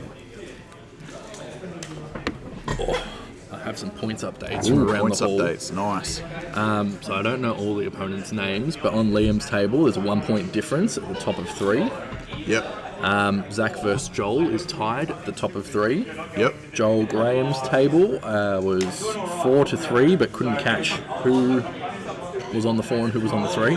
Right. Okay. Yeah. Terrence and Maddie are tied at 3 and 3. Yep. And James v Kieran, it's 9-1, but it's only the bottom of turn 2, so Kieran hasn't had his turn 2 yet. Yep. So if Kieran can get a 7, it'll go 9-8. Yeah. Okay. So James has obviously max scored both turns with that number then 9. Yes, So yep. a 3 and a 6. Yeah, 3 and a 6. Yep. And Kieran obviously failed his first battle tactic. Yes. Interesting. Very, very close, which is what you want to see out of a Masters tournament. Yeah. So did we get Matt and Terrence as Yeah, well? that's Matt and what was Terrence. that? They're on 3 and 3. 3 and 3. Very close. They're going into, I think they're on the top of 2 now. So a little bit of inside knowledge. Matt knew that Terrence was going to be bringing Hedonites, Yep. and pretty much was like, Bliss Barbs, I'm going to list Taylor like game 1 Yep. and bring Ideneth. So Yep. I don't know how that's going to set him up for the rest of the tournament, but Well, it was unfortunate because these Bliss Barb Seekers went into a unit of eels and killed 2.5 in combat. 2.5 eels. Yeah. Okay. Yeah, Yep. so 15 attacks, 14 wounds went through. Yeah, wow. Okay, yeah. And then I think Matt made 6 or 7 saves, so he took 8 or 9 damage. Yep. Yeah, and those eels, they're really worth it when they're at a full unit and Yep. they can unleash their zappy zap and, Yep. and do some mortal wounds. Yeah, what is it, the Biovoltic Blast or whatever it is? Yeah, I don't even know. Graham caught me with my pants down with them at Vic GT. Pushed some Yep. eels in and was like, Right, so we've brought our knights back by the looks of that on the back table, backboard edge there. Yeah. So these guys are back, I think. And then it looks like he's... Ooh, okay, bringing them back like in the lines to buff them up again to go with the full 6-pack again. Potentially, yeah. Unless the camera's really skewing it and it's actually a unit of horrors, but I believe he's They brought look his like knights ovals. back. Yeah. See their distinctive little broken wings. Yeah. So their lore is that they bounce rather Right. than fly. Like that's Yeah. how they get their fly key rule, that they Yeah. bounce. But then the thing that pisses me off is in the Gore Warden's lore, it says on his deep strike ability, like they soar the skies, so you can pick a unit of the Bat Riders with him. Yep. But the bats don't fly. No, but How they just how jump do they go really with him? high. They just They've jump jumped super high. Yeah, So that's how it fucking works. Yeah, gave up too much board turn 1 when you have 40 beast flayers versus monsters. Yeah. The issue is like they were both playing very cagey. I really don't think that Jake expected Clarkey to play back so hard. I think that he was really concerned about getting charged. Thinking he's going to push it in. And Clarkey's just like sat back and is like, no, I can take objectives here and you need to come to me now. Yeah, but even then the beast flayers though, like they are so good at what they do against monsters. Like It's just a shutting down. I think you need to put more than one unit into these giants though. So if you're going to put your players in, they need to go in with some horrors. Yes. Because they're not going to do enough yeah, otherwise. the flayers are like they're the accompanying unit. They're the support unit in this matchup. They're not going to You're not going to get the whole value out of their attacks. Like, yeah, sure, the dogs are good because they're, 3 or 4 attacks at 4s, 3s, damage 2. Yeah. The sergeant in the unit is damage 3 on a handful of attacks, but they're not going to get it done. But it protects the other units that you put in to them. Yeah, exactly. And yeah, it lowers the output from. Admittedly, Gargants don't have a lot of attacks, but it still does bring them all down by 1 damage, which makes a massive difference. How's he looking at the moment, though? Is he going to be getting Intimidate? I don't know if he will. I think he is. So he did just measure, and he brought this unit here in. Oh yeah, push them over Push the them line. over the line. So Clarkey did make the comment, I thought you weren't going to measure there and double check. And he goes, no, I was still thinking about it. Yeah, that's right. So it looks like he's got... So the issue is, potentially... There we go. The issue is if he loses this unit. So you got 1, 2, 3, 4... Yeah. 4 out. And that's only a 9-inch ruler, though. Is that 2 inches between there, do you think? Like the back of that base? Potentially. It's hard with this fisheye lens, right? Okay, so this is the same unit, actually, so we can take that one away. Yeah, I think that's the 20 blob. So we've got 1, 2, Yep. 3. Yep. 3 units. And the 20 blob for 4. But they're, 4 units out, and then he's got 1, 2, 3, 4, 5. I reckon he might have cooked his battle tactic. Yeah, I think bringing the bats back in his line. Yeah, he should have probably brought him back on the other side of the board, right? Because that's the hard thing with Intimidate as well, is like sometimes you think that you've got it, but you've got a unit that's got 1 model partially in, and it's got to be wholly out. That's absolutely. Especially on these games where you're trying to focus on like, oh shit, I'm 6 points down, where am I going to get my points? And then you cook one part of movement or bring a unit back.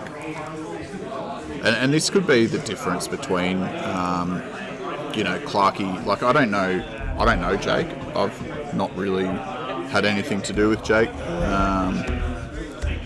But yeah, it might be the difference between someone that's got a lot of experience just and someone that that doesn't. confidence at these type of events. And, Yeah. But yeah, I'm not sure. I'm going to check the ladder and see where Jake ended up. Yeah, so not bad. Yeah, he's good showing. Number 20th in the Australian rankings. So big obviously events that he's done well at as he well. has, yeah. So his top 3 events being Call to Glory, Bathurst, and Sydney Slaughter. So I was at Sydney Slaughter and Bathurst. So yeah, he's obviously a good player, right? But like you said, this Intimidate Invaders can just catch it out if you're not paying perfect attention to it. And especially when you're 6 points down, you're going to be focusing on other things. Yeah. Most known for KO, there you go. So maybe he's playing something different. Yeah. Expecting, Could this have been a counter-pick army for him? Potentially. Clarkey might have taken Gargs. Potentially, yeah. Because I don't know if KO has, they can shoot off important stuff, but do they have the output To get against rid of Gargants? 4 Gargs in a game. I don't think so. Yeah. I don't think they've got 140 wounds worth of output across 2 or 3 turns. Yep. Hey, Josh Maher. I played against Josh at Masters a long time ago. Yep, okay. And we were both very, very hungover. Yeah, brilliant. I think it's Josh. Pretty sure Josh is the man I'm thinking of. It's been a long time.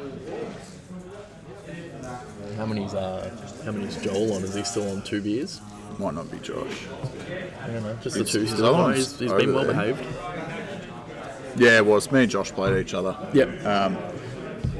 And we were both quite hungover, and we pretty much spent round 4 of Masters sitting down. Yep. So neither of us wanted to stand up. And then we had a great game. It was one of the best games I reckon I've had of Warhammer. It'd be top 5 for sure, even though I felt like absolute dog shit. But it was good. It was a great game. So morning, Josh. Give him a wave.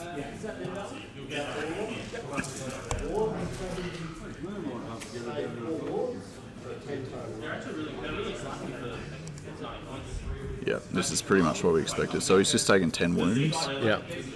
out of all of their attacks, which is not enough to do anything. He might not even hold that objective now because he's not got his whole unit on there, and I Yeah. don't know if he's got enough for a non-bracketed Gargan. Yep, that's what I'm thinking as well. Because what's he? Oh, Yeah, he nearly moved his Gargan off the objective then for a second. 6, 8, Yeah, that's right, maybe Josh. We 12, did do that. 13. You know, I don't think he's got enough on there because horrors only count as 1 on objectives. 4 wounds. Yes, yeah. No, Yeah, it's- they need that extra wound to count as 2. Oh, is he just going for the 4-up D6 more wounds? Is that the Gatebreaker? Neg 2, D6, 2 wounds.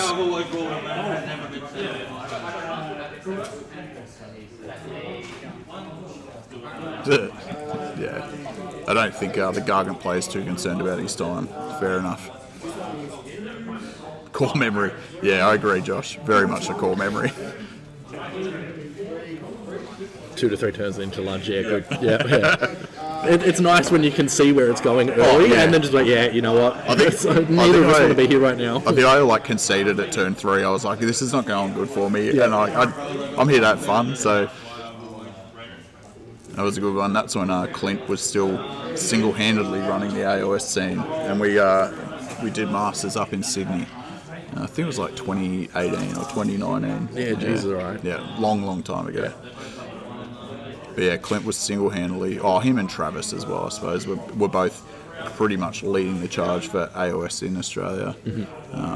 And then, the Measured Gaming boys were starting to get more involved, and they kind of started more of a regional thing. And then, you got like Mango Mafia Yep. back in the days, and now we've got clubs everywhere. Yeah. So Yeah, Australia's really, really good. It's a poppin' scene. It is, Like, it it's, is. It's a good scene to be a part of. There's events most weekends of the year.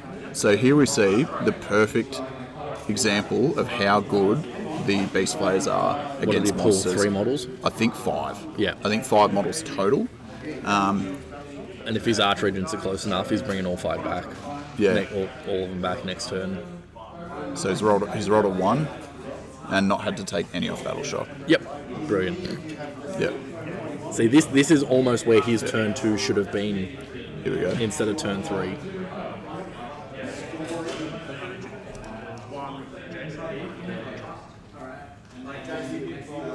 Yep.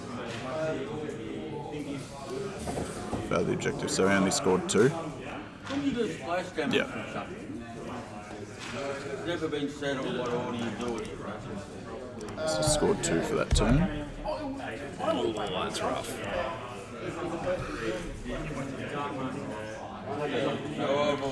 So it failed tactic and didn't hold pulse. So I got 1 for adjacent and 1 for... Is that what we're looking at? 1 for holding 1 and then 1 for holding adjacent? Yep. Charles Magman dropped his. So Clarky's predicting the next turn is I'm going to max score. He pretty much just said, which because if he just moves this guy and does nothing else, he's going to max score. Yeah. I don't think it's ever been ruled. I think he might be putting writing on the wall here Yeah. to just maybe not sow the seed of doubt, but sow the seed of hey, I'm pretty sure that this is the game here. Yeah. You can only catch up from so far behind. Yeah, and with 5 looking at, because he'll max score 7 this Yeah. turn, yeah? So looking at 16 to 5, even with 2 turns of max scoring at 14, we're looking at 19 to... So you'd have to stop 19 to Clarky from 15. scoring Yeah, for entirely the next... for next 2 battle rounds, Yeah. essentially. Yeah, pretty much. You got to receive it. You hit multiple units. Which is just, yeah, I don't see it happening. Me as a lazy player, this would maybe be where I'd put my head across the Yeah, table and say, this is where you shake because you're hungover and ready to go to lunch. I've always ruled it as Yeah, I was surprised that most people around... so we're going for the objective Nullstone Steel, which I'm pretty Yeah. sure is not a objective, but I've never done it because I always play armies that have...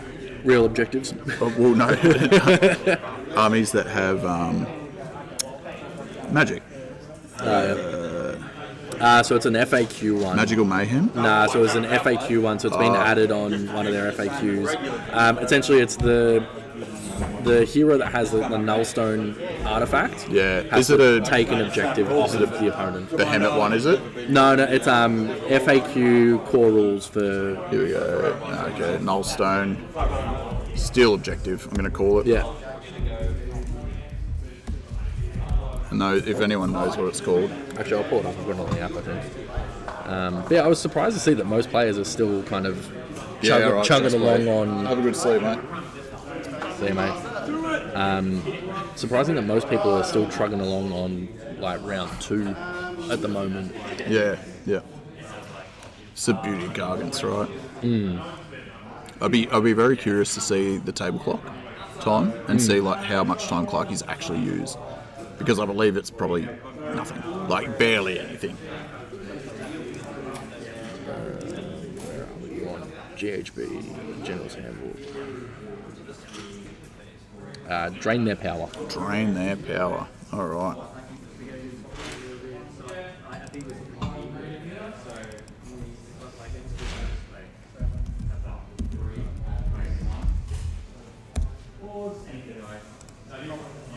Nice.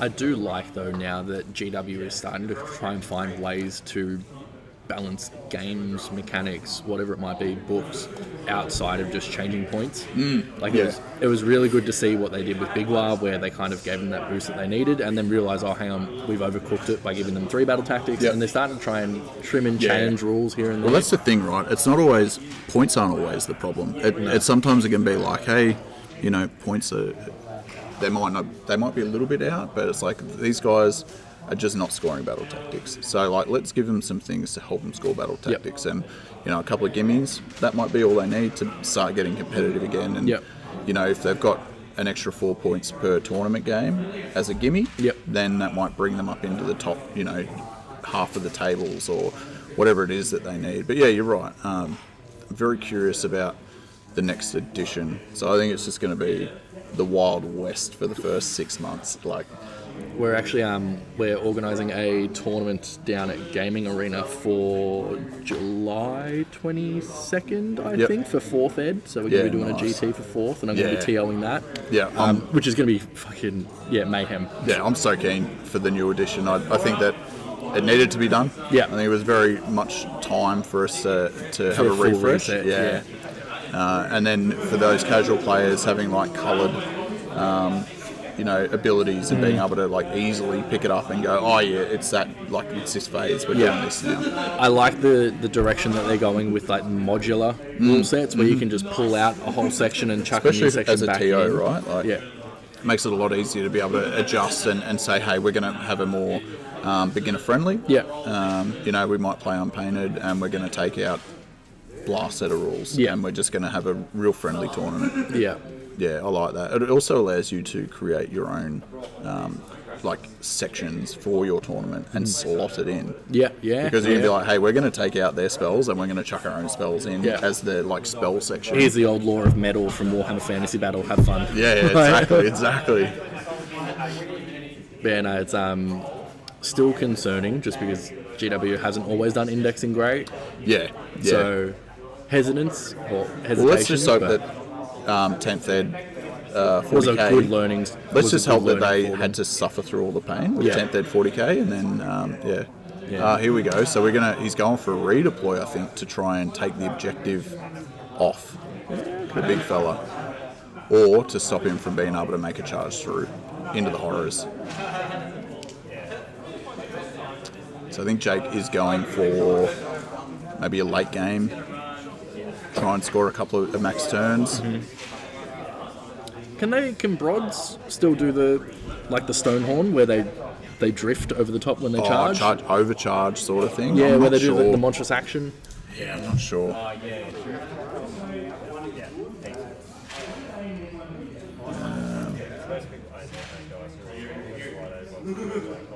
What do we got? Grapple. Colossal Slam, Beast Grapple. No. Unless it's on his War Scroll specifically.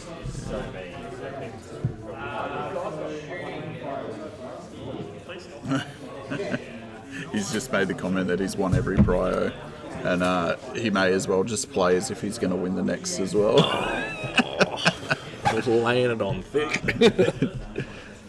Yeah. Yeah, okay, so he's been winning priors and giving it away. Yeah, exactly. That's rough. Yeah. Because that's the thing I was going to say. Like, it was a weird spot for if Jake won that 2 into 3, weird place to be like, yeah, okay, cool, I'll take prior instead of giving it away. I mean, realistically, like he really needed to do something in that turn 3, and I just don't think he capitalised enough to like max score on the objectives. He dropped his battle tactic.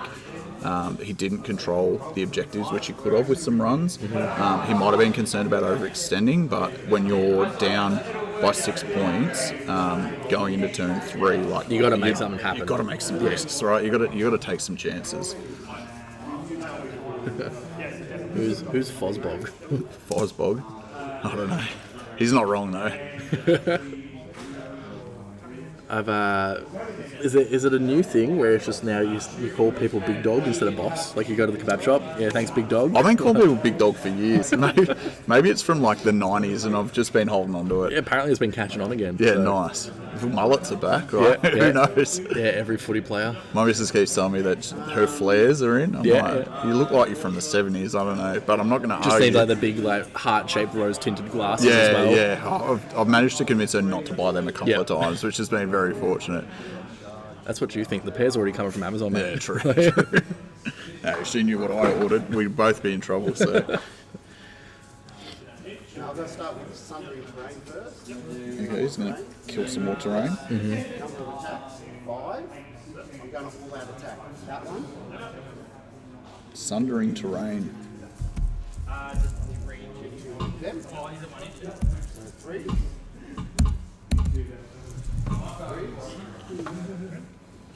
Go straight through. D3s. So 3, 4, 5.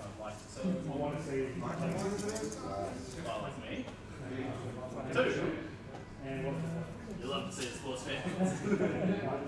2 mortals, how about that? I open properly start.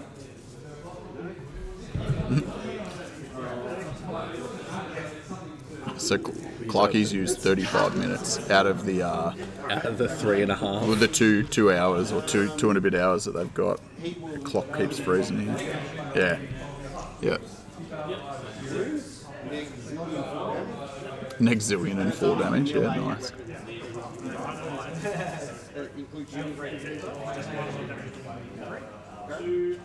Yeah, he's opened that gap now. Is that? Did we work it out? Is that Broad there, or is that? I think Rod might be the guy on the left-hand side.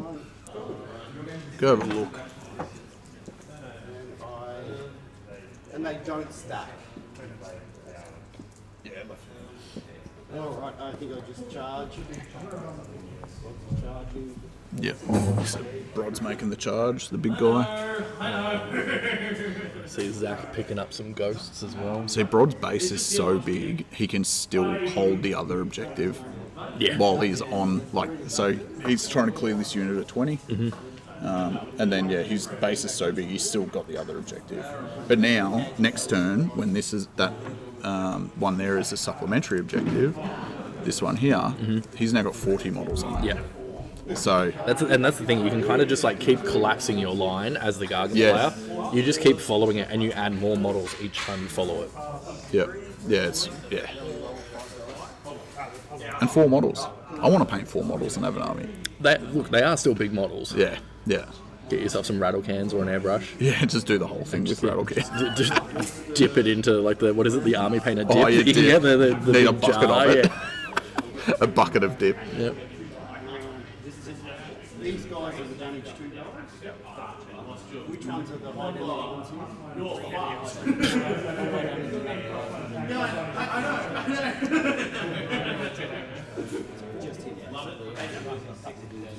I don't know if the game's going well. Zach talks shit when the game's not going great. Oh, okay. Well, I haven't heard Joel scream out "take it off" again yet, so Oh, yeah, okay, Yeah. Maybe it is a bit more even. There's a lot of green on the side of the table though. Zach's ghosts are green and okay.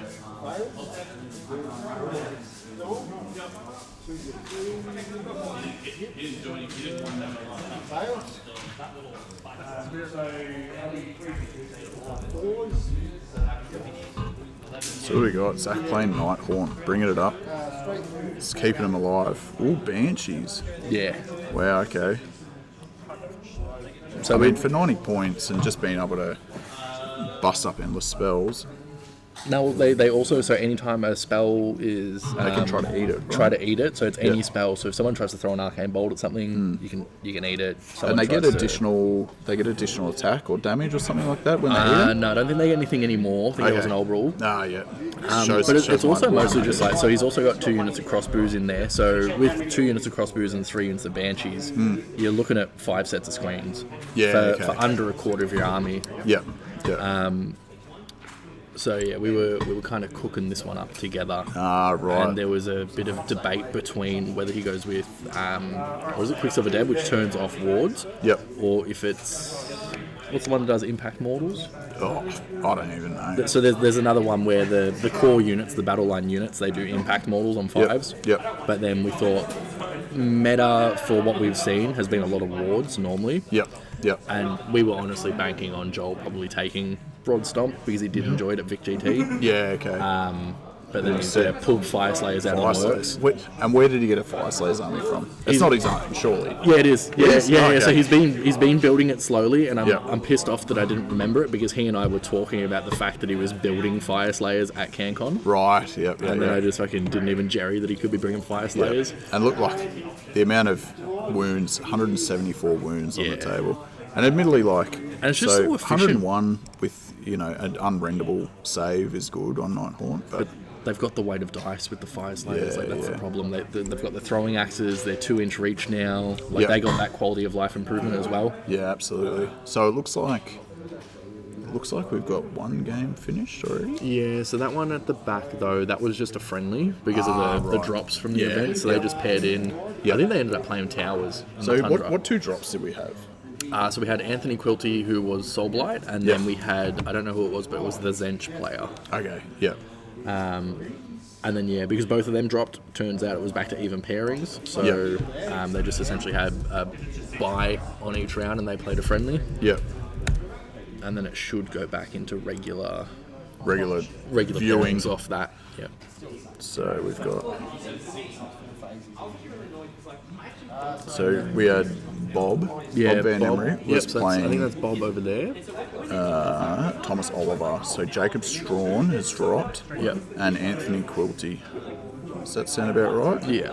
Yeah, okay. Yeah, I think Jacob was playing Zench. Yeah. Let's grab this real basic looking thing. We can do some stuff with this. What have I got on here? Oh,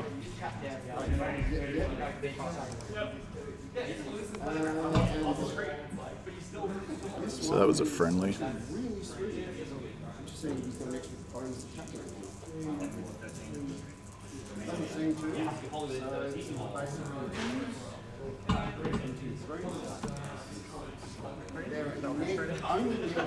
Pat's walking around looking at his watch, trying to give people the subtle hurry up. I think most. So these tables are probably should be alright, but you'd think these guys have got it sorted. Well, it is good at least then they have one drop from each bracket, each side of the bracket, I guess. Yeah, true. Rather than one side having an easy run and the other side not.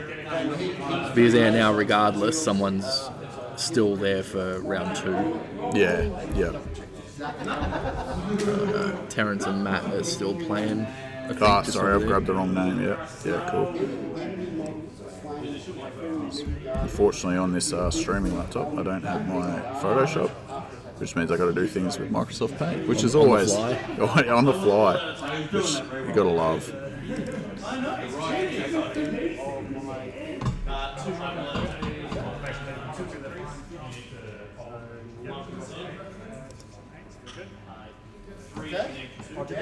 Right, I'm going to have a squiz at that table with Zach and Joel. I'll be back in a sec.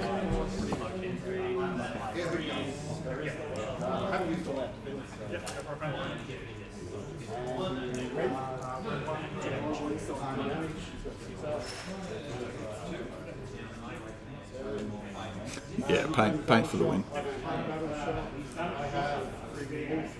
and the Hamlet guy got the objective, so 70 So round. another max score for Clarkey, which we did expect. I got tried for a battlefield when I didn't need it.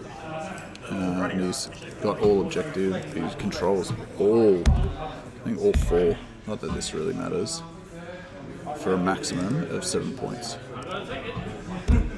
And he's won another priority, which checks out perfectly. Yeah, Clarkey could pretty much do nothing Bring your shit back in my and just take the game. I mean, at this point, there's not much of a game. You got to give it up to Jake for continuing to play.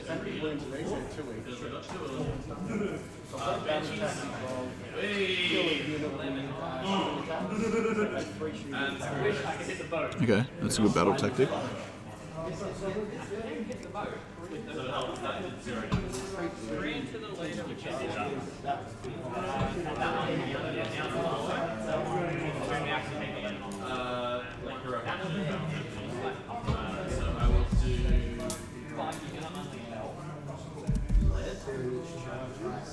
Good shot, her is the one he's talking about.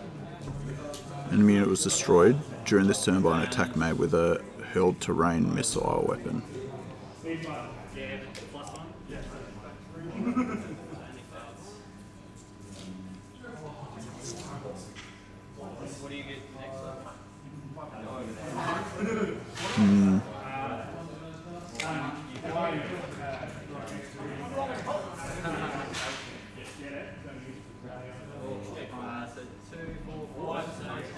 Yeah, so he'd have to move some units back onto the terrain to be able to sunder it. And he's looking for 2 up, 2 up. So we could get 2 attacks.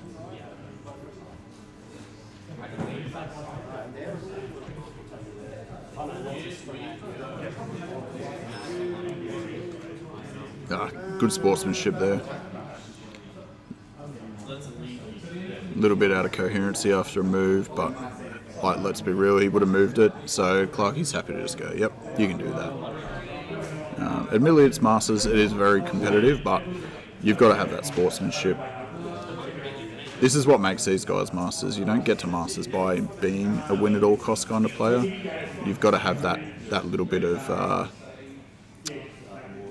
you know, you can do this. Yep, obviously you would have done that, so on. And realistically, I think I've played against 50% of the people here, and I've had great games against all of them.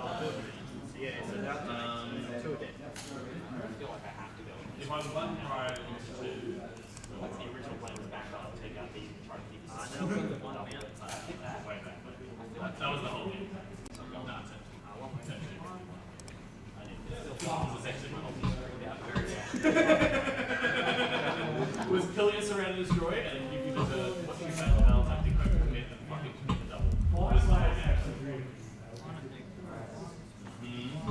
Yeah, it is a risky choice. I'm not sure if he's actually picked it or if he was just thinking about picking it. It's gone a bit quiet on the table. There might be some deliberation happening.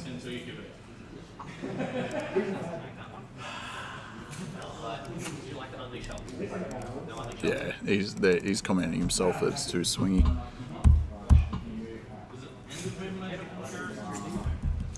I mean, I don't know. Someone should probably tell him that he's pretty much got it.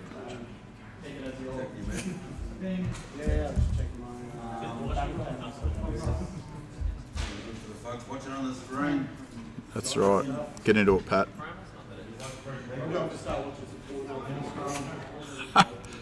Calm down, boys.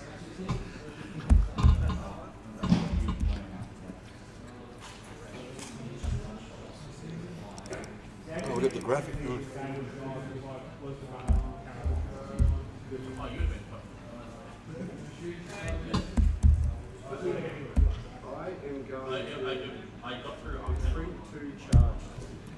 All right. Bait and trap.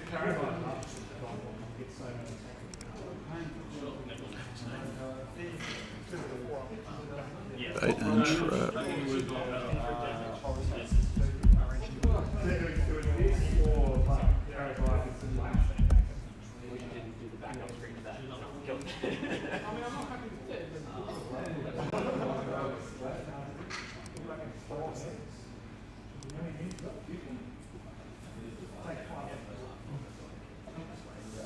Morning, Jared.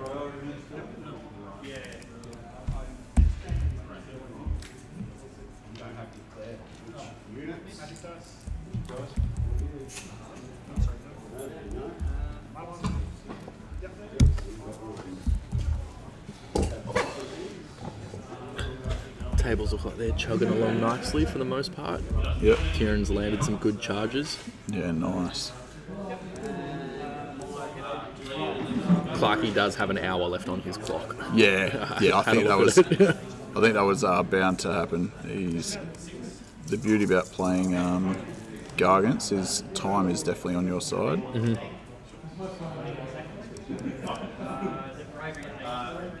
Certainly helps. So he's picked bait and trap. Yep. So retreat 2, charge 2. Which he definitely has the move for. I think it's quite safe to say. Bring these two out, charge these two. Him, I don't know where this guy's going to go. Has he got 2 units in combat though? Yeah, so these two here in the top left, these two here are both in Are combat. they separate units? Yeah. So these big guys are all counted as an individual Oh, unit. Clarkey has Clarkey gone. has Sorry, gone, yeah. Cool. So Clarkey's gone bait and trap. Yeah, perfect. So I'm not sure. Oh, yeah. The other guy's got to get there. Oh, if that's his move. Yeah, okay. It's not looking too hard. What do we got? Okay, that's his move there, and then that looks like what, a 6? Yeah, it's a 6-inch charge. 5 or a 6. Even a redeploy turns it into like an 8 So if he moves that screen completely out of the way. He's just set a 5-inch charge. Yeah. So no redeploy. Interesting. Could have pushed I mean, him realistically here, you want to stop him from max scoring again. We're looking at 14. forward. Redeploy forward though could have meant that maybe he doesn't get into the horrors.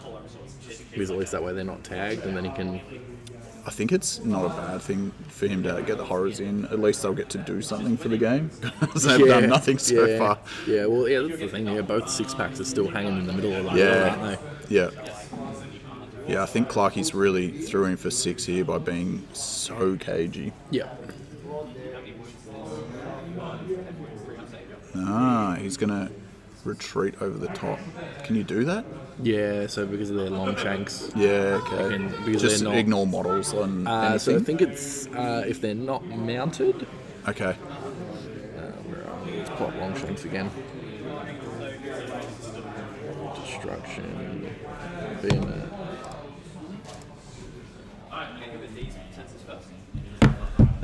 When this unit makes a normal move, run or retreat, it can pass across other models that are not monsters and parts of terrain features that are less than 4 inches tall in the same manner that can fly.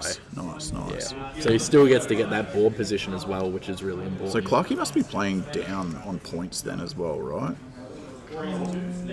He can't be... His list mustn't be... 1960, yeah, okay. Not like you can fit much in. He loses access to all of his nullstone stuff if he tries to make one a wizard. Yeah. So, like, you'd rather just be down 40 points, wouldn't you? Yeah, well, that's the thing. With that battle tactic now that they've given for the nullstone adornment, it's almost not worth taking. Like, Yeah, absolutely. It's not worth taking an arcane tome. You're dropping wire, bait and trap, not able to maelstrom. Kieran is going well. He just had a couple of really good Yeah, got some long charges into some Yep. boats, and he's measuring out some pylons at the moment for some PCBs. Yeah, so Skaven Supremacist. Oh, you guys, are we happy with the new edition? Yeah, Kieran, I don't know, do you talk to Kieran much? Yeah, a bit. Not a huge amount, but a bit. We're kind of in a same group chat for a store that we all try to go down and play at Is sometimes. he pretty keen on the new edition? He's going to carry Skaven into the new edition as well? He's only got Skaven. So he loves it. That's all Yeah, he's so doing. he is only here for the rats. Yeah, nice. We've been trying to give him shit, being like, oh, they're removing these units, but they're just removing the sculpts. Like, they're definitely coming back. Exactly. Well, they've already released a new clan rat sculpts, right? Yeah. So they're the same thing. And as if you're not just going to play with your old models. Yeah, Like, I'm not paying up another 60 clan rats if I had to. Like, Yeah, no, well, Feck were my first introduction to like a proper horde, and I was like, this is shit. Yeah. They painted up 60 ghouls, I was Mate, like, never you again. come in with contrast paints, so did you use them to paint them or not? No, Oh, I did you- mostly airbrushing, so that was Okay. good. Like I managed to smash out a fair bit of it, but yeah, even then it was just like it's 60 of the same thing. I painted 60 ghouls before contrast was a thing, and now I would definitely contrast them Yeah. if I had to. Like, Like GW has been doing really well with their technical paints recently as well, which is good to see because that's some of the biggest kind of barriers for a lot of people in trying to get to tournaments. Yep. It's like, oh, I don't have a painted army. It's like, well, it's dog shit easy. yeah, exactly. Like- Especially with like Sutchop. Like, Yep. so good now. Yeah, and there are some people doing crazy stuff with contrasts at the moment. Zach and Joel. That's nail in the coffin there. I'm fairly certain. Yeah. Zach's got about 6 models left, and McGrath's still got his full 20 pack, I think. Yeah. Nicely painted too, Joel's army. It's Yeah. very bright. The invocation looks great as well. The magma thingy. There's a lot of Warhammer purists here. I'm not seeing many 3D printed models or huge conversions either, which is very interesting. A lot of the 3D sculpts you can get these days are very, very cool. Like, there's some really cool stuff. I've got a couple of 3D units that I use to like supplement an army. Yeah, Other than that, same. I'm not a fan of when you go into a game. It's like, okay, so what even is that unit? Yeah. It needs to be clear. Yeah. Likeness and volume, they're my big things. If someone wants to proxy, it's like, cool, does it look similar and is it practically the same size? Yeah, so like my Feck, for example, I've got Proxy Crypt Guard. Yep. But then I've got the original ghouls. Yeah, so perfect. They're Differentiation on separate profiles anyway. same bases though, Yep. and like because it's the same on 20 mil bases, you want at least one of them to look the same Yep. as the actual model. Yep. And you go, all right, well if the other unit is all this, then we know for a fact that Yeah. that's what they are. Like it's easy to tell the difference. Yep. Nah, that's a good way to go about it. Where Because we like at the gone? end of the day, it is expensive, and some people. Easily made that charge. Easily.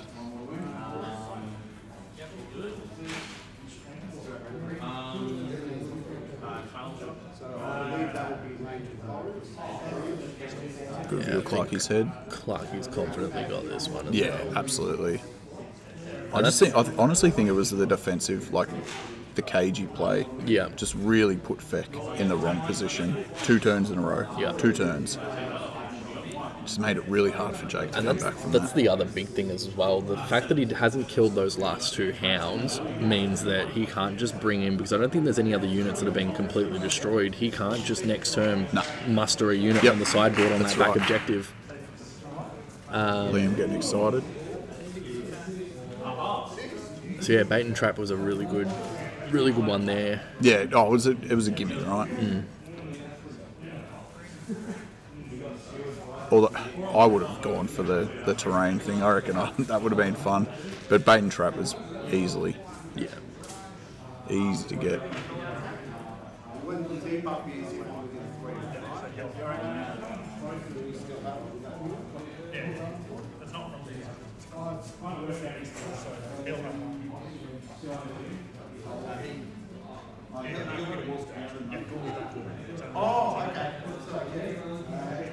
Yeah, just talking about the finer points of the Beast Flayer technique, which like who gets affected by the Beast Flayers.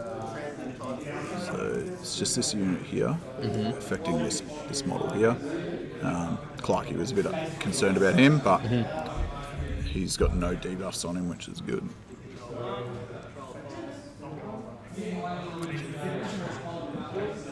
Jake has literally just said Feck is not going well. Yep. I needed to be more aggressive earlier, which is Yeah. what we've been saying, right? Yeah.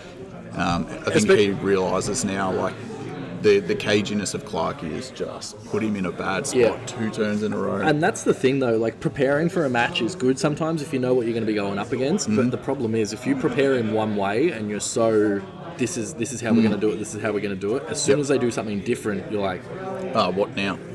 and then sometimes you just fall back into that plan of like, oh, well, I just need to still be cagey, which is what's happened here. Yeah.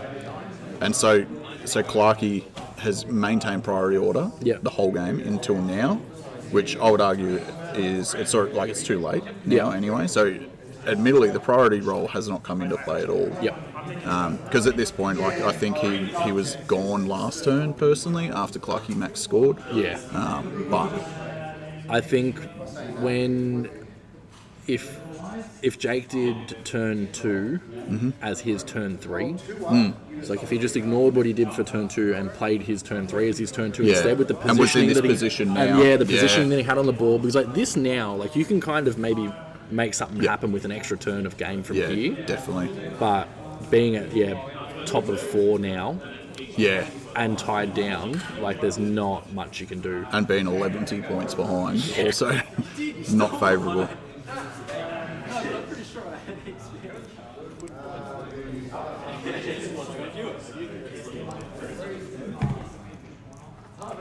Yeah, so fairly certain Zach will be copping the L against Joel McGrath, so Joel will go to the next bracket against Thomas. Yeah, it's definitely looking like that, isn't it? Yeah.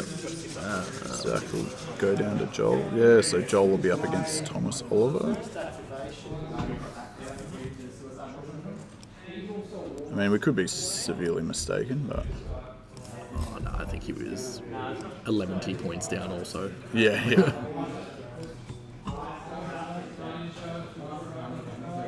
I would be stoked if he gets the win though. Yeah. Always good to see a clubmate do well. Yeah. And a nice bloke too. What a good bloke.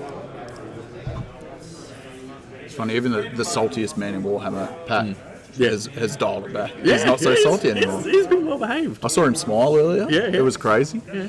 I think he hits his stride as a TO. He does well at Vic when he runs that as well. Vic is a great time. Like I've been to 2 now, Vic GT. Yeah. Have you been to a Vic? Not a Vic GT. So I've been to like a Bush Bash back in the day. Yeah. But for me to get to Bendigo, it's about 7-hour drive. Yeah. So Canberra to Bendigo is a fair hike. Yep. I was keen on getting down to one of the team tournaments though. Yep. Because they've got a team tournament coming up soon, but maybe next year because it's very close to Sydney Slaughter. Yep. And having a family and wanting to keep that family in my life. It's sometimes Warhammer does have to take a slight back. Unfortunately, it needs to take the back seat. Yeah, no, that's it, man. You just got to be single. That's it. just what a life. Piss caution to the wind and play with toys. Yeah, that's it. Go out for milk, never come back. Why are you taking your finger cases with you? Don't worry about it. Don't worry about it, it's fine. Going to smoke. You don't get smokes. You don't smoke. No, maybe now I do. Yeah. And Clarky's taking the big swings. 11 wounds so far. Oh, we can see the clock there. What do we look? Ooh, okay, so... I think they're doing their clock backwards. I think the clock is backwards. I don't think Clarky knows how to use a clock personally. Yeah, no, it's on Clarky's time at the moment. So he's got 47 from the looks of. Yeah. I think Jake had about 21. Yeah. But it's counting down Clarky's turn in Jake's activation, Yeah. so Clarky has no idea what he's doing with the clock, and that's why he's playing Guardians. So that hour that Clarky actually had probably was an hour and 20. Yeah, most likely. Because what are we sitting with? It's at 46 and 20 something, and we've got an hour 27. Our clock's frozen again. Hour 17 we're looking at. So is this on Chrome? Yeah. Yeah, so it'd be because I think it might be doing discards. It times out. Yeah. So I think I can potentially...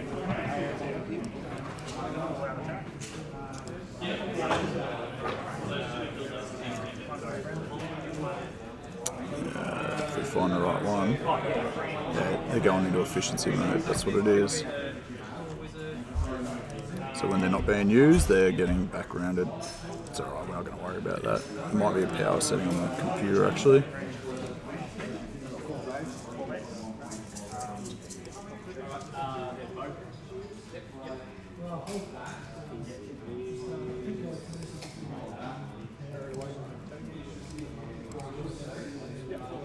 That might fix it. Might keep our clock running now.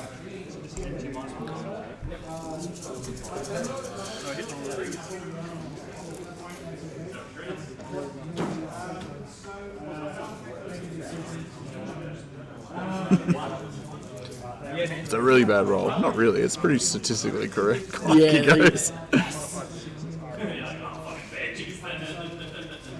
So we have 5 ins and 1 side. damage, you bring 2. Sixes to save for Clarkey.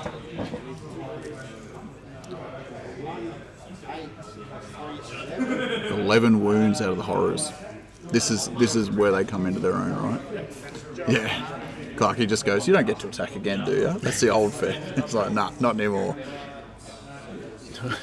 Coots. You'd think Clarkey going to Worlds twice should know how to use a clock. Yeah, he was late though today, so maybe not. Yeah, Actually, he wasn't late. He was like an hour and a half early, so still doesn't know how to use a clock. It's an early start, Coots. Give him a break. He's doing well. He's focusing on his toys. All 4 of them. Yeah, yeah. Is this Clarkey's army, or is he borrowing an army? Yeah, I don't know either. He said That someone had to man bring him has up. a shed, a little of shed Warhammer. full of Warhammer. Yeah, There's nice. just shelves. Nice. It is a sight to behold. Because Clarkey's Geelong, is he? Or? Yep. Yeah, nice. Not a bad place, Geelong. Even better footy team, so Huge Geelong supporter. 100% Geelong supporter. 7:30 tonight, I'll be plonked down in front of the TV watching. So you're not coming to the group dinner afterwards? Nah, Nah, I got nah. footy commitments. That's it, footy commitments, family commitments. Yeah. Yep. See you guys in the morning with a hangover.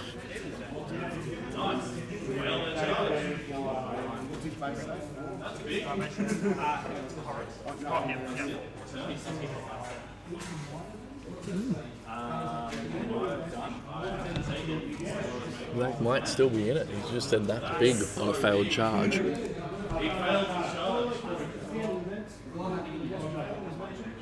Looks like something didn't go well for Joel then for a second. Yeah. Worlds was useless for clocks. Yeah, they become important when they need to be important, right? Yeah. Clocks. So if you've got 2 lists which are very well written and easy to play in time, you don't need a clock. Yeah. You got 2 lots of like death playing against each other with recursion and all of that. Like that's when clocks come in, and the faster player is probably going to win because the other player is going to run out of time, and then the faster player just gets to do whatever they want for the last couple of turns. Well, that's the thing with clocks, right? They're a preventative measure, as you were saying. They're not a thing until they are. Like, in those situations, though, people are like, "Oh, but I don't need a clock." But yeah, you got to use the clock because if you do need it and you haven't used it, it's too late by that point. Yeah, and it's only fair that you both should get Yeah. the allocated time. It's really hard for me to play, a 45-minute game against your 2 hours and 45-minute game. Yeah. Like how that doesn't seem fair. Yeah.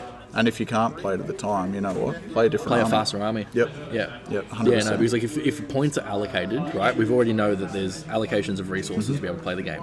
You pick a book, you pick a points limit, Yep. and then you've got rules that you play in. Why should one person get more than, like, significantly more than half-half? Correct. Yeah, I think clocks are great. I think they can be controversial, but you can't argue that they're fair. Like Yeah. you can't say they're not fair. Yeah. I think they're really, really good. I don't like that they can be weaponized in certain situations, but like they often don't. And that's the thing. You get maybe one bad story out of everyone using them through a handful of tournaments. And even then, that just comes down to TOs being able to police their own policies. Yeah, Like, yeah. Write a good players pack set of rules for how you're Yeah. going to use your clock and then stick to it. Yeah, and if you come into a tournament knowing there's clocks, you don't really have a right to complain about the clock when it Yeah. doesn't work for you. Do you know what I mean? Like, it's But I can see where it can sometimes have a bit of a feels bad, like because tournaments aren't just for competitive players. Like you do sometimes get your casuals coming into tournaments because it's a nice social experience. You get to do something a bit different. So with a big enough tournament though, that sorts itself out, right? Because your middle tables and They your bottom start to tables, spread. and so yeah, you may have a really bad first game, but chances are your second game is going to be better. Yep. And then as you get through a tournament, the more games you play, if you're competitive, Yep. game 5, you're going to have a really competitive tight game, and you're going to enjoy it. If you're there for fun, you'll be on the bottom quarter of the tables, and you're going to have a really fun good game. time. Yep. Yeah. So 3, 4, 5 is generally really good, and they're the best games of the tournament because you're playing up against like-minded skill level, like-minded army lists. If you have brought an army list that's not really great, chances are by game 3 you're going to be playing against another army list that isn't really great, and you're going to have a fun game because it's going to be tight. Yeah. So tournaments are perfect. I reckon they're for everyone, and if you're in it for the hobby, you can make that part of your tournament pack. You can have painting comps like Sydney Slaughter have got their painting comp. And then you can also make it hyper competitive. And if the bottom tables don't want to play with the chess clock, they don't have to. Yeah. They can make an agreement. I genuinely just think that, like, so PAX should say, if you haven't lost a round at a tournament, you play clocks, and then if you have lost a round, pick whether you want to or not. Great way to go about it. Is Tristan giving you guys a score? Is it? No, I'm keen for a score update though. So we've got 2 games finished. Ooh. Oh, who's finished? I got dirty looks while I was wandering around before for scores. Oh, you're looking a bit serious. Oh, very serious very. face on Tristan. All of them. All of them. Give us some. Sorry, boys. What's the score? Not hard, mate.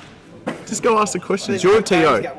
No, there's not. And we already know the one game, so you're You're down only to going to 5. get 5 points. We already know Zach's losing, so there's 4. Come on. These things can swing. It's not over till it's over. Okay. Well, Right. Joel and Tristan, the swinger, has told us we'll get points later. yeah.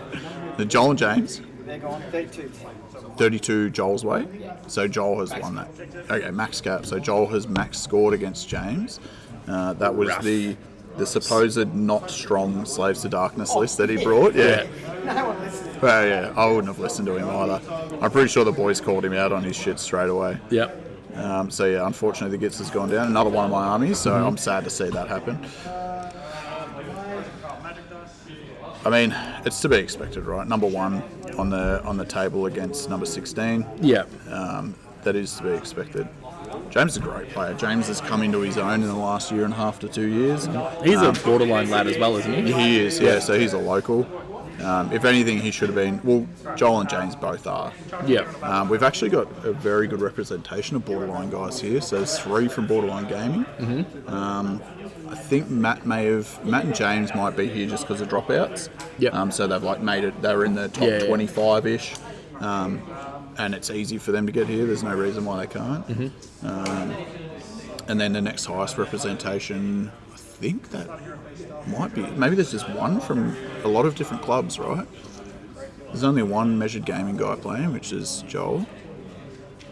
Yep. Zach's from Model Citizens. Kieran doesn't have a dedicated club, but plays with Misfits sometimes goes to the Geelong guys. Like, he floats around a bit like I do as well. Terrence is from Crutchhammer. Is there anyone else from Crutchhammer here? I don't know. I think that might be borderline with the biggest representation. Yeah. But then one's knocked out the other, so. Yep. And we've Friendly fire got in Matt round Tyrrell. 1. Yeah. Matt Tyrrell and Joel Gramer on opposite sides of the board, so they're not going to have to knock one another out. Geelong has 2. So Jared saying Geelong has 2 guys. Yeah, James and Clarkey. Yeah, right. Yep. Yeah, that checks out. Both wearing their shirts, and I didn't pick that up. Nah, neither.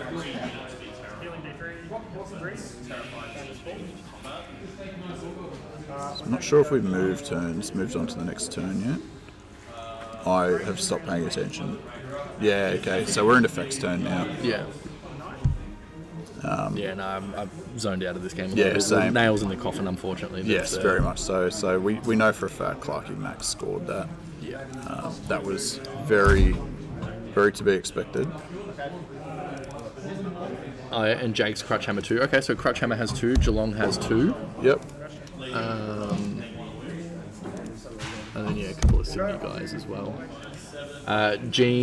Kieran is still playing into James at the moment.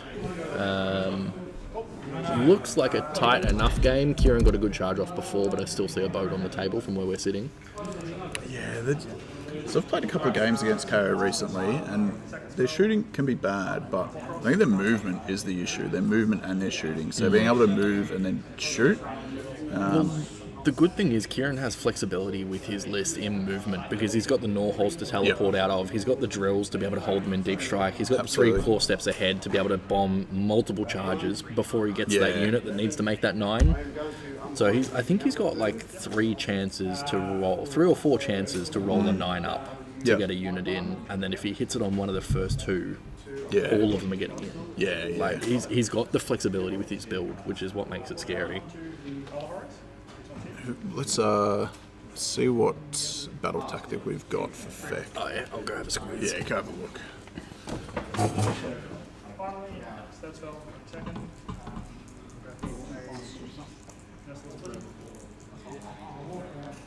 Ooh, Blizzard. Big Blizzard Wizard.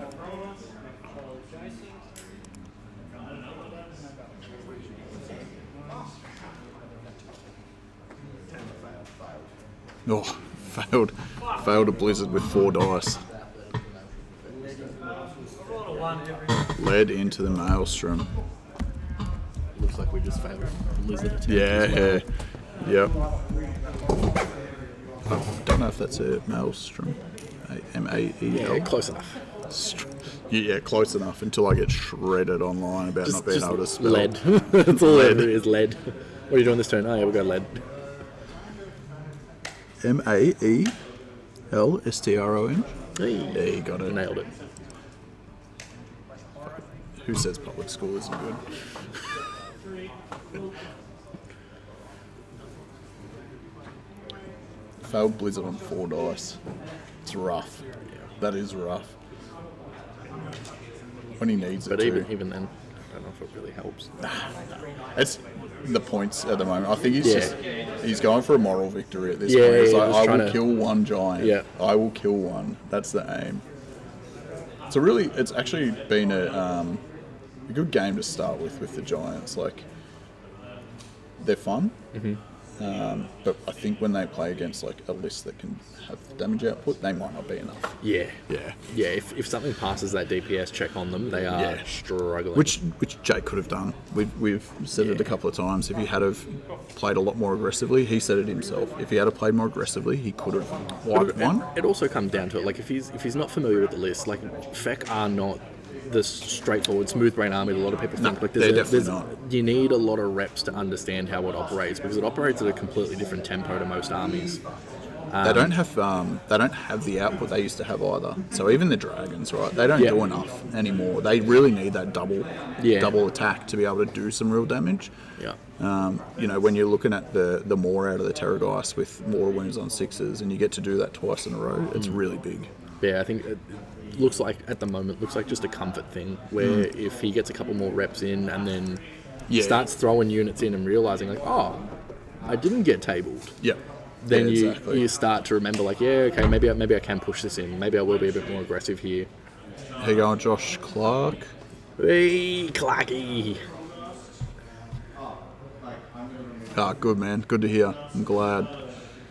Josh is one of the South Australia guys. Oh, nice. He is also a fellow rat enthusiast along the lines of Kieran. Yep. I lived in Adelaide for a couple of years. A few years back, yeah. It's not too bad. I didn't Glad get much. you managed to make it out. Yeah. It's probably the best thing about Adelaide is moving away. Hey, I'd say the same thing about Melbourne. The best view of Melbourne is from the rear view mirror. Yeah. It's the problem with being a country boy at heart. My biggest issue with Adelaide is you're just surrounded by desert. Everywhere you go, it's desert. You've got to drive like 6 hours to get out of it. Can't go north. That's just Australia though. You Nah, can drive man, anywhere to get 6 hours away. Adelaide's different. You go north, desert, all the way up to Darwin. This is desert. You go west, all the way to like Albany, desert. Desert. Like, Yeah. and then you got to go east to find greenery. Yeah. Something coastal country, coastal towns. Yeah. Yeah, baby.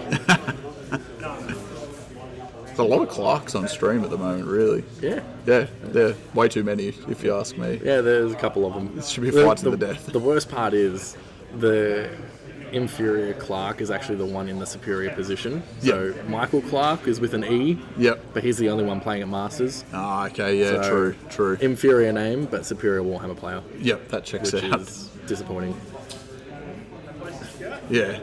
You've got nice beaches in Adelaide, I'll give you that.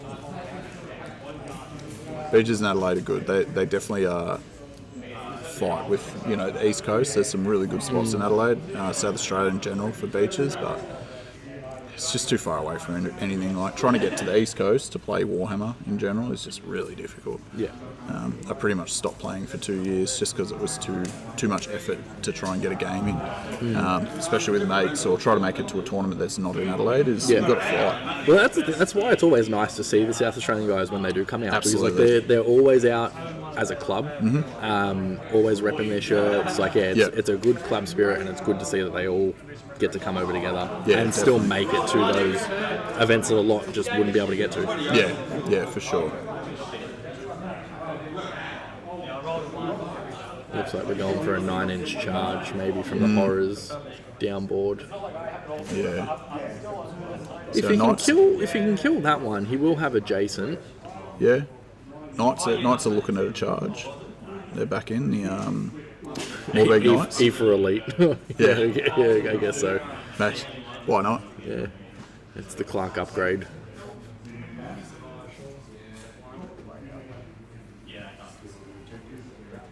There we go. So he's brought a unit back. So he's done the muster reinforcements on that side objective. Yep. Beautiful. So this looks like it could be a good scoring turn for Jake here. I think it's not going to help, but it could still be a good scoring turn. Like, it looks like it might be a 5-point turn even. What's he get? 1 if he kills that Gargant, both adjacent. Yeah. And then tactic. He might be able to flood the objective as well. He doesn't quite have the bodies though to flood. If he can kill one of the Gargants. No, yeah, you're right. Yeah. He's got his unit of ghouls there. Still 20 ghouls. Does he? I think so. I think that's what's down here on the bottom. Retreated them is. out. Yeah. I think these are some ghouls back here. Oh no, I see what he's doing.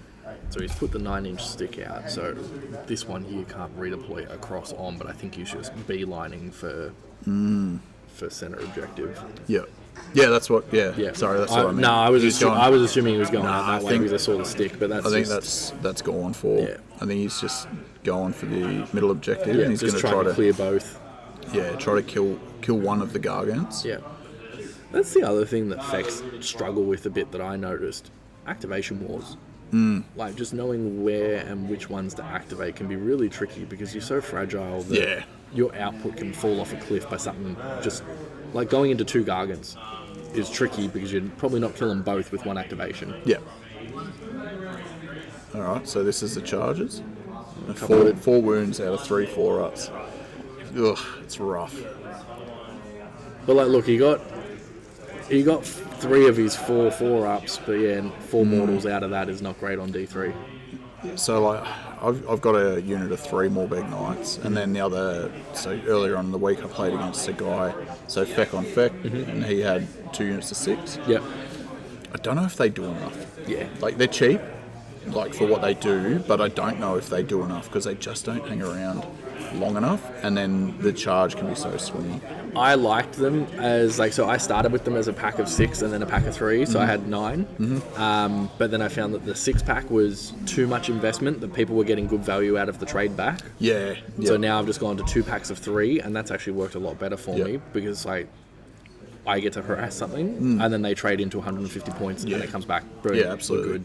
Yeah, and you get 100 of the 150 back, right? So Yeah, like, and then the next turn, you put it back with your Archregent that's nearby. yeah, Like, definitely.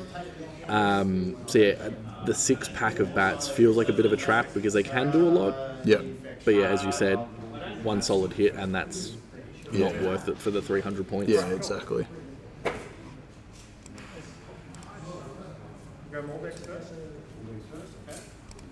So he's attacking with Morbegs. That other pack of horrors has gone in. Good news is though, with the horrors, they do have the wound density to be able to survive an initial hit, hopefully. Yeah. And he's got the beast flayers on that Gargant as well, so this is a good activation taking this one first. Yeah. All 6 in I from can't the looks believe of. the amount of difference the beast flayers make on the Gargants. Like, it really hinders their damage output. Beast doesn't flayers are huge. They are, like, and for 110 points as well. Like, they're arguably one of the cheapest and best screens you can do in the book, even if they don't have monsters. They're going with the new edition though, right? They won't be around anymore because they're a Warcry warband. They are a Warcry warband, but they didn't get announced as removed on the. I thought they were just GW removing one. all of the warbands. No, so all of the Slaves to Darkness ones did, but that's because I think that's because they're replacing them with the Dark Oath line. Yep. So those like, Dark Oath models are cool. They are. Yeah, I want to get a box. Yeah. Like, you don't have an army to play with though. That's the problem. I brought Slaves today in case I need a Gumby. Like, Slaves is Slaves is what I normally play, but I've been trying Feck because I was like, I'm sick of playing 6 Varangard, 3 Varangard and having the same same players each time. So I decided to do 6 bats and 3 bats, and I was like, hang on, I'm doing the same shit. I need to change it up. Yeah. But yeah, no, those Dark Oath models, like the what are they? The Fell Riders, the mounted ones. They look great. They Yeah. look so much better than the Marauder Horsemen. I feel like G-Dub is they're doing some 3D modelling now with their sculpts because they're getting a lot more intricate. Yeah. And they're getting one of the downsides of a 3D sculpt and trying to paint it is there's too much detail sometimes. It's really hard to paint. And they're hard to convert now as well because they've got so much going on. Like previously, the less going on, you've got some more liberties, you can gap fill a little bit here, you can Look at all sculpt those some muscles. dice. It's out of the... And look at how many he's picking up. This is the force to hit, baby. Oh, it's not a bad. That's actually really pretty good. Hey Henry, how are you? Hello, hello. So we've got a current standing. So Anthony Cook, he dropped. We're calling this as a Michael Clark win already, and we think Jake's just playing for the moral victory at this point, trying to kill a giant. Kill a giant or two. Tom Oliver had a drop I as think well. they've just done a falls down roll, so he has killed one. Yep. Ah, right. And then he's picking which way it falls. Nice. No hits on the green. Joel Graham knocked James Anderson off, and Joel McGrath, we think, is going to take Zach off, but we're not 100% sure on that. Yeah, that one's still in contention. Still Apparently there going. was a big charge that was failed, which may have kept him in the game. So yeah, we'll Lists, I can give you the lists. They're in a very filthy paste bin format, but I've put the ask out there for anyone to feel free to edit it and send it through another link for us to share, but so far I'm having to do all the work, but that's okay. All right, there is moral victory number Moral one. victory. I mean, So I look, don't think he has the models. Oh, he might be able to kill the other one with the horrors. that's the thing. Yeah, if he can kill that other one, he'll take it. Ooh. And then if he wins a prio, it might not Might be be game very over. close, yeah. Because you got to remember as well, there is a 6-point swing coming in because Clark is not going to get Slaughter of Sorcery, and he'll most likely get Spellcasting Savant. True. This is So maybe it's a bit closer. maybe not as written. Oh no, hang on, what have we got? It's So very we much need- out, yeah. yeah. What have we got, Tristan? Terrence has beat Matthew. Okay, Terrence beat Matt. Matt list tailored against him too. Ooh, Terrence has beaten Matt. Terrence was my only loss at CanCon as well. He flogged me with his Bliss Barb into my slaves. How dirty are Bliss Barbs? Oh, it's just... Look, they're dirty enough that I run a pack in my slaves. Of course you do. Of course you do. Fucking, they're so good though, 170 points like for a 30-inch threat range. Oh, so we're looking at Terrence playing against Bob Van Emmerich. That'll be an interesting one. Slanesh into Soulblight. Yeah, Soulblight. And what's next round? What's the... We don't know yet. Nah, Clarky put it up somewhere. They've rolled all of them. Oh, they've rolled all of Yeah, them? Clarky put it on Facebook. Let me get the goss on that. Albert Age of Sigma. You didn't share it to the Masters page? That would make sense.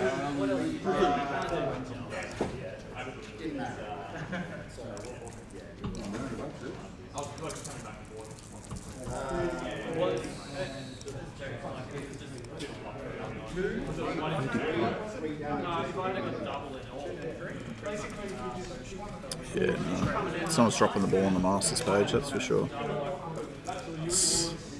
Re-rolling on foul charge, dude.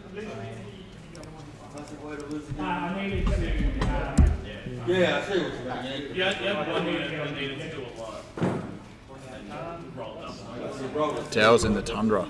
Nice.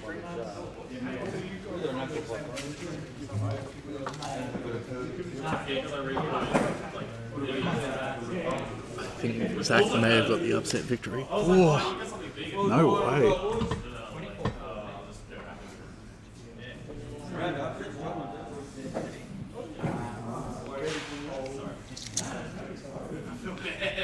The nicest man in Warhammer is apologising for winning at Masters.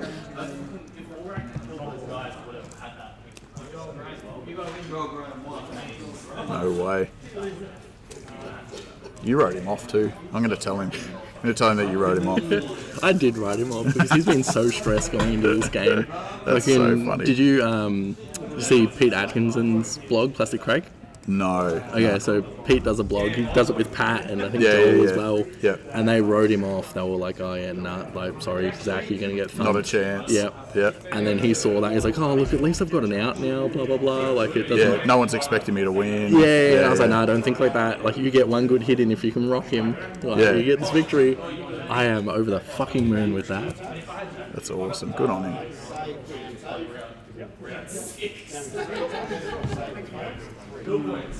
Ooh. What an upset. I think I have to pick.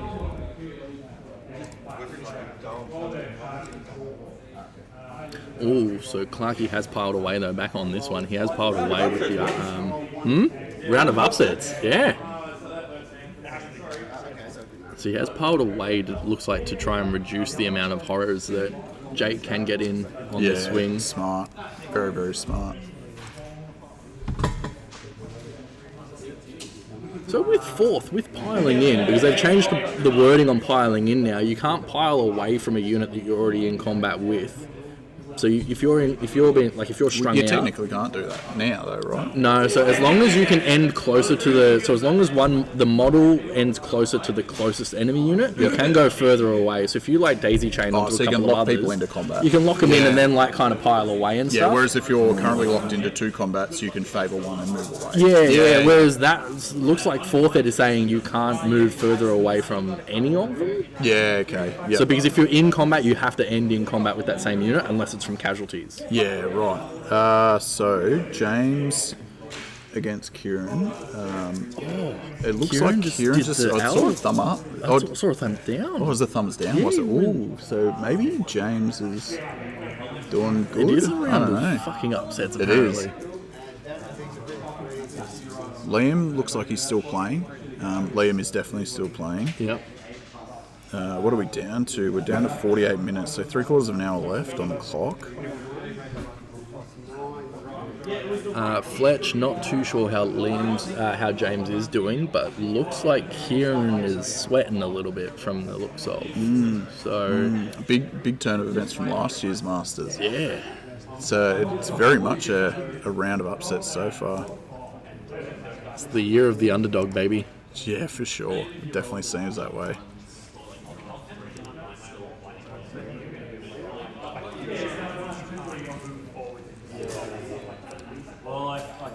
God, so this is what we're looking at. It's not nice, but it's there. You can get a nicer one actually.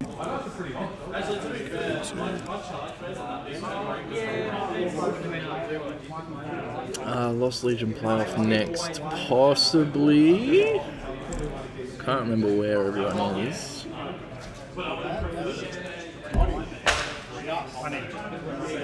Oh, so we've just lost another Gargan. Yep. So what's he get here? He gets a 6-point turn. Yeah. So this is standings currently. So where do we have? Yeah, it looks like it may be a Lost Legion playoff. Clarkey into James, unless there's some. So 4-point round to No, it'll be. yeah, he just scored 4, so they talked it out, and he's just got a double into turn 5. So Failed his tactic because he didn't get led. Yeah. Otherwise, it would have been a 6-point turn. because he managed to kill both of the Yeah, giants. needs to still be in combat with that one of them. hurts. That's a. But like, that's- look, it's a good problem to have. But realistically, you'd want that problem on like turn 3, Yeah, yeah. not going into 5. I think they're talking through the last turn. Yeah.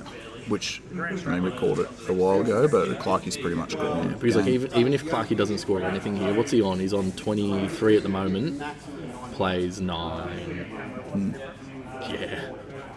That's Yeah, 14 behind currently, even if he max scores. And then. well, this turn the max 6 score point- is only 6. Yeah, and another 6, so 12. He's still down by 2, even if Clarkey does nothing. Yeah. Clarkey could run away from all the combats, and he's still going to win by 2. Yeah. And due to this being knockout, win by 1, win by 2, win by 20. Doesn't matter. Joel, It does doesn't matter a little bit. Oh, So for third place, that will Okay. need to score. okay. The differential doesn't matter. It Yeah, does okay. matter come to third place, yeah, sure. When I had 4 guys left at the end of turn 3, Alright, so that's it. That's Yeah, I think that's all she wrote for the round. It looks like a lot of other people packing up. yeah, so that was round 1, Clarkey with the win. Very much what we Scoot away from the screen now that's that I don't it. have to be staring at it. Yeah, so very close. Yeah. Very, very close. Yeah, a lot of upset rounds. Yeah. Right. What have we got? Anyone else still going at the moment? Just Liam's? Liam. Looks like just Liam. Yeah, so we've just one game left to go. I might poke my head over and Yeah, have a look at go what the table for it. looks like. Go for it. We might pause the stream for a little bit, and I think we'll be back after lunch. Tristan, when's round 2? 2 o'clock, so just after 2. I'm going to go see if I can get Clarkey to come and have a chat before we finish this up.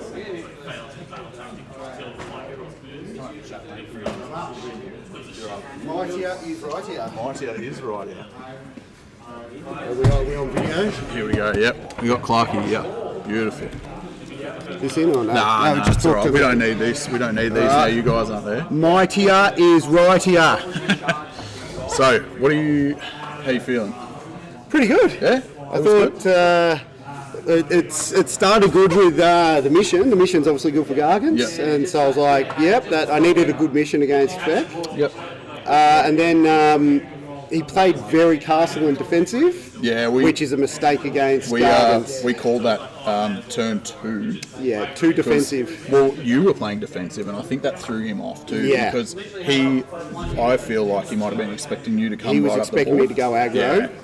but I And- wasn't going to go aggro into that castle. No. And win condition to beat Gargans is kill 1 a turn. I knew I had it at the start of turn 3. I still had all 4 dudes. I think that's when we started calling it. Right? And I was So- like, I've got this, I've got the lead. I won Pyro, got another 7 points, and I'm like, you can't even catch me in turn 3. We played turn 4 out, but I knew I had it in turn 3. So, turn 2, I had a bit of trepidation about you splitting your Gargants up and going at both sides. But he was so far out, he couldn't get them. Yeah. So He was too defensive. He was like Yeah. 25 inches away, so I knew I was that was safe. the thought process, right? Because I was. And then when he brought his knights back on the backboard, That was a mistake too, was especially like- with where he had intimidated. yeah, He lost that battle tactic by putting the knights there. he did. And he also moved a couple of units up and he didn't measure it. And I'm like, I reckon he's out by about an inch. Yeah, we could see it quite And clearly. then I was like, yep, he's blown this battle tactic. Mitch up by 1 against Liam. Ooh. It's been a So that's big a win? That's a win for Oh. Mitch.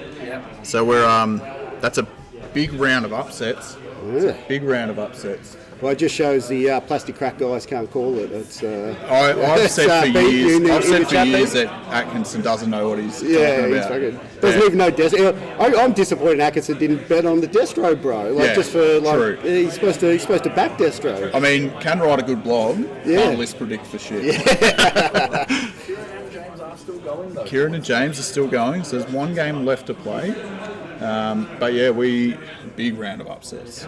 Big round of upsets. I play Feck. Yep. I was thinking, if he gets like a Gargant separated and hits he you should- with everything, got he knocked 2 out in a turn in that yeah. last turn. So if Yeah. he had done that turn 1, very different game. I think the game was, frankly, mostly he made mistakes. It wasn't yeah. that I played anything good. I played good, Yep. but I made one key mistake, which is my turn 3. I shouldn't have sent the War Stomper in. Okay. My win condition was keep my guys alive. Yep.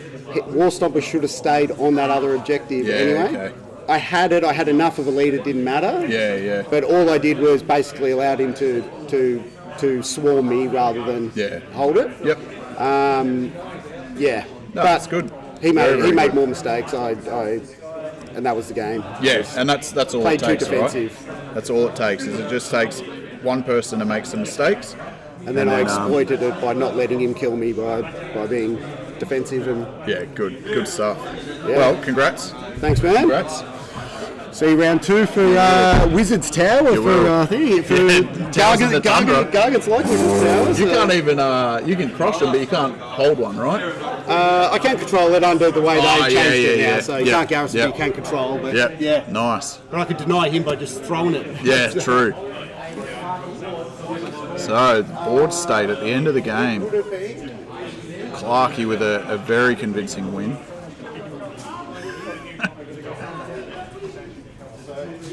Yeah, Feck, you're right. Feck can destroy Gargants. So we've got Mitch has knocked Liam for 1. So Liam knock, and Mitch goes into the next round. He got the grand strap. Here we go. We're doing That it includes with paint. grand strap. What do we got left? I get 29. Kieran and James. All right, we are going to be back after 2. We're going to go on a break for a bit, and then yeah, we'll be back after that. So we'll see you all at 2 o'clock.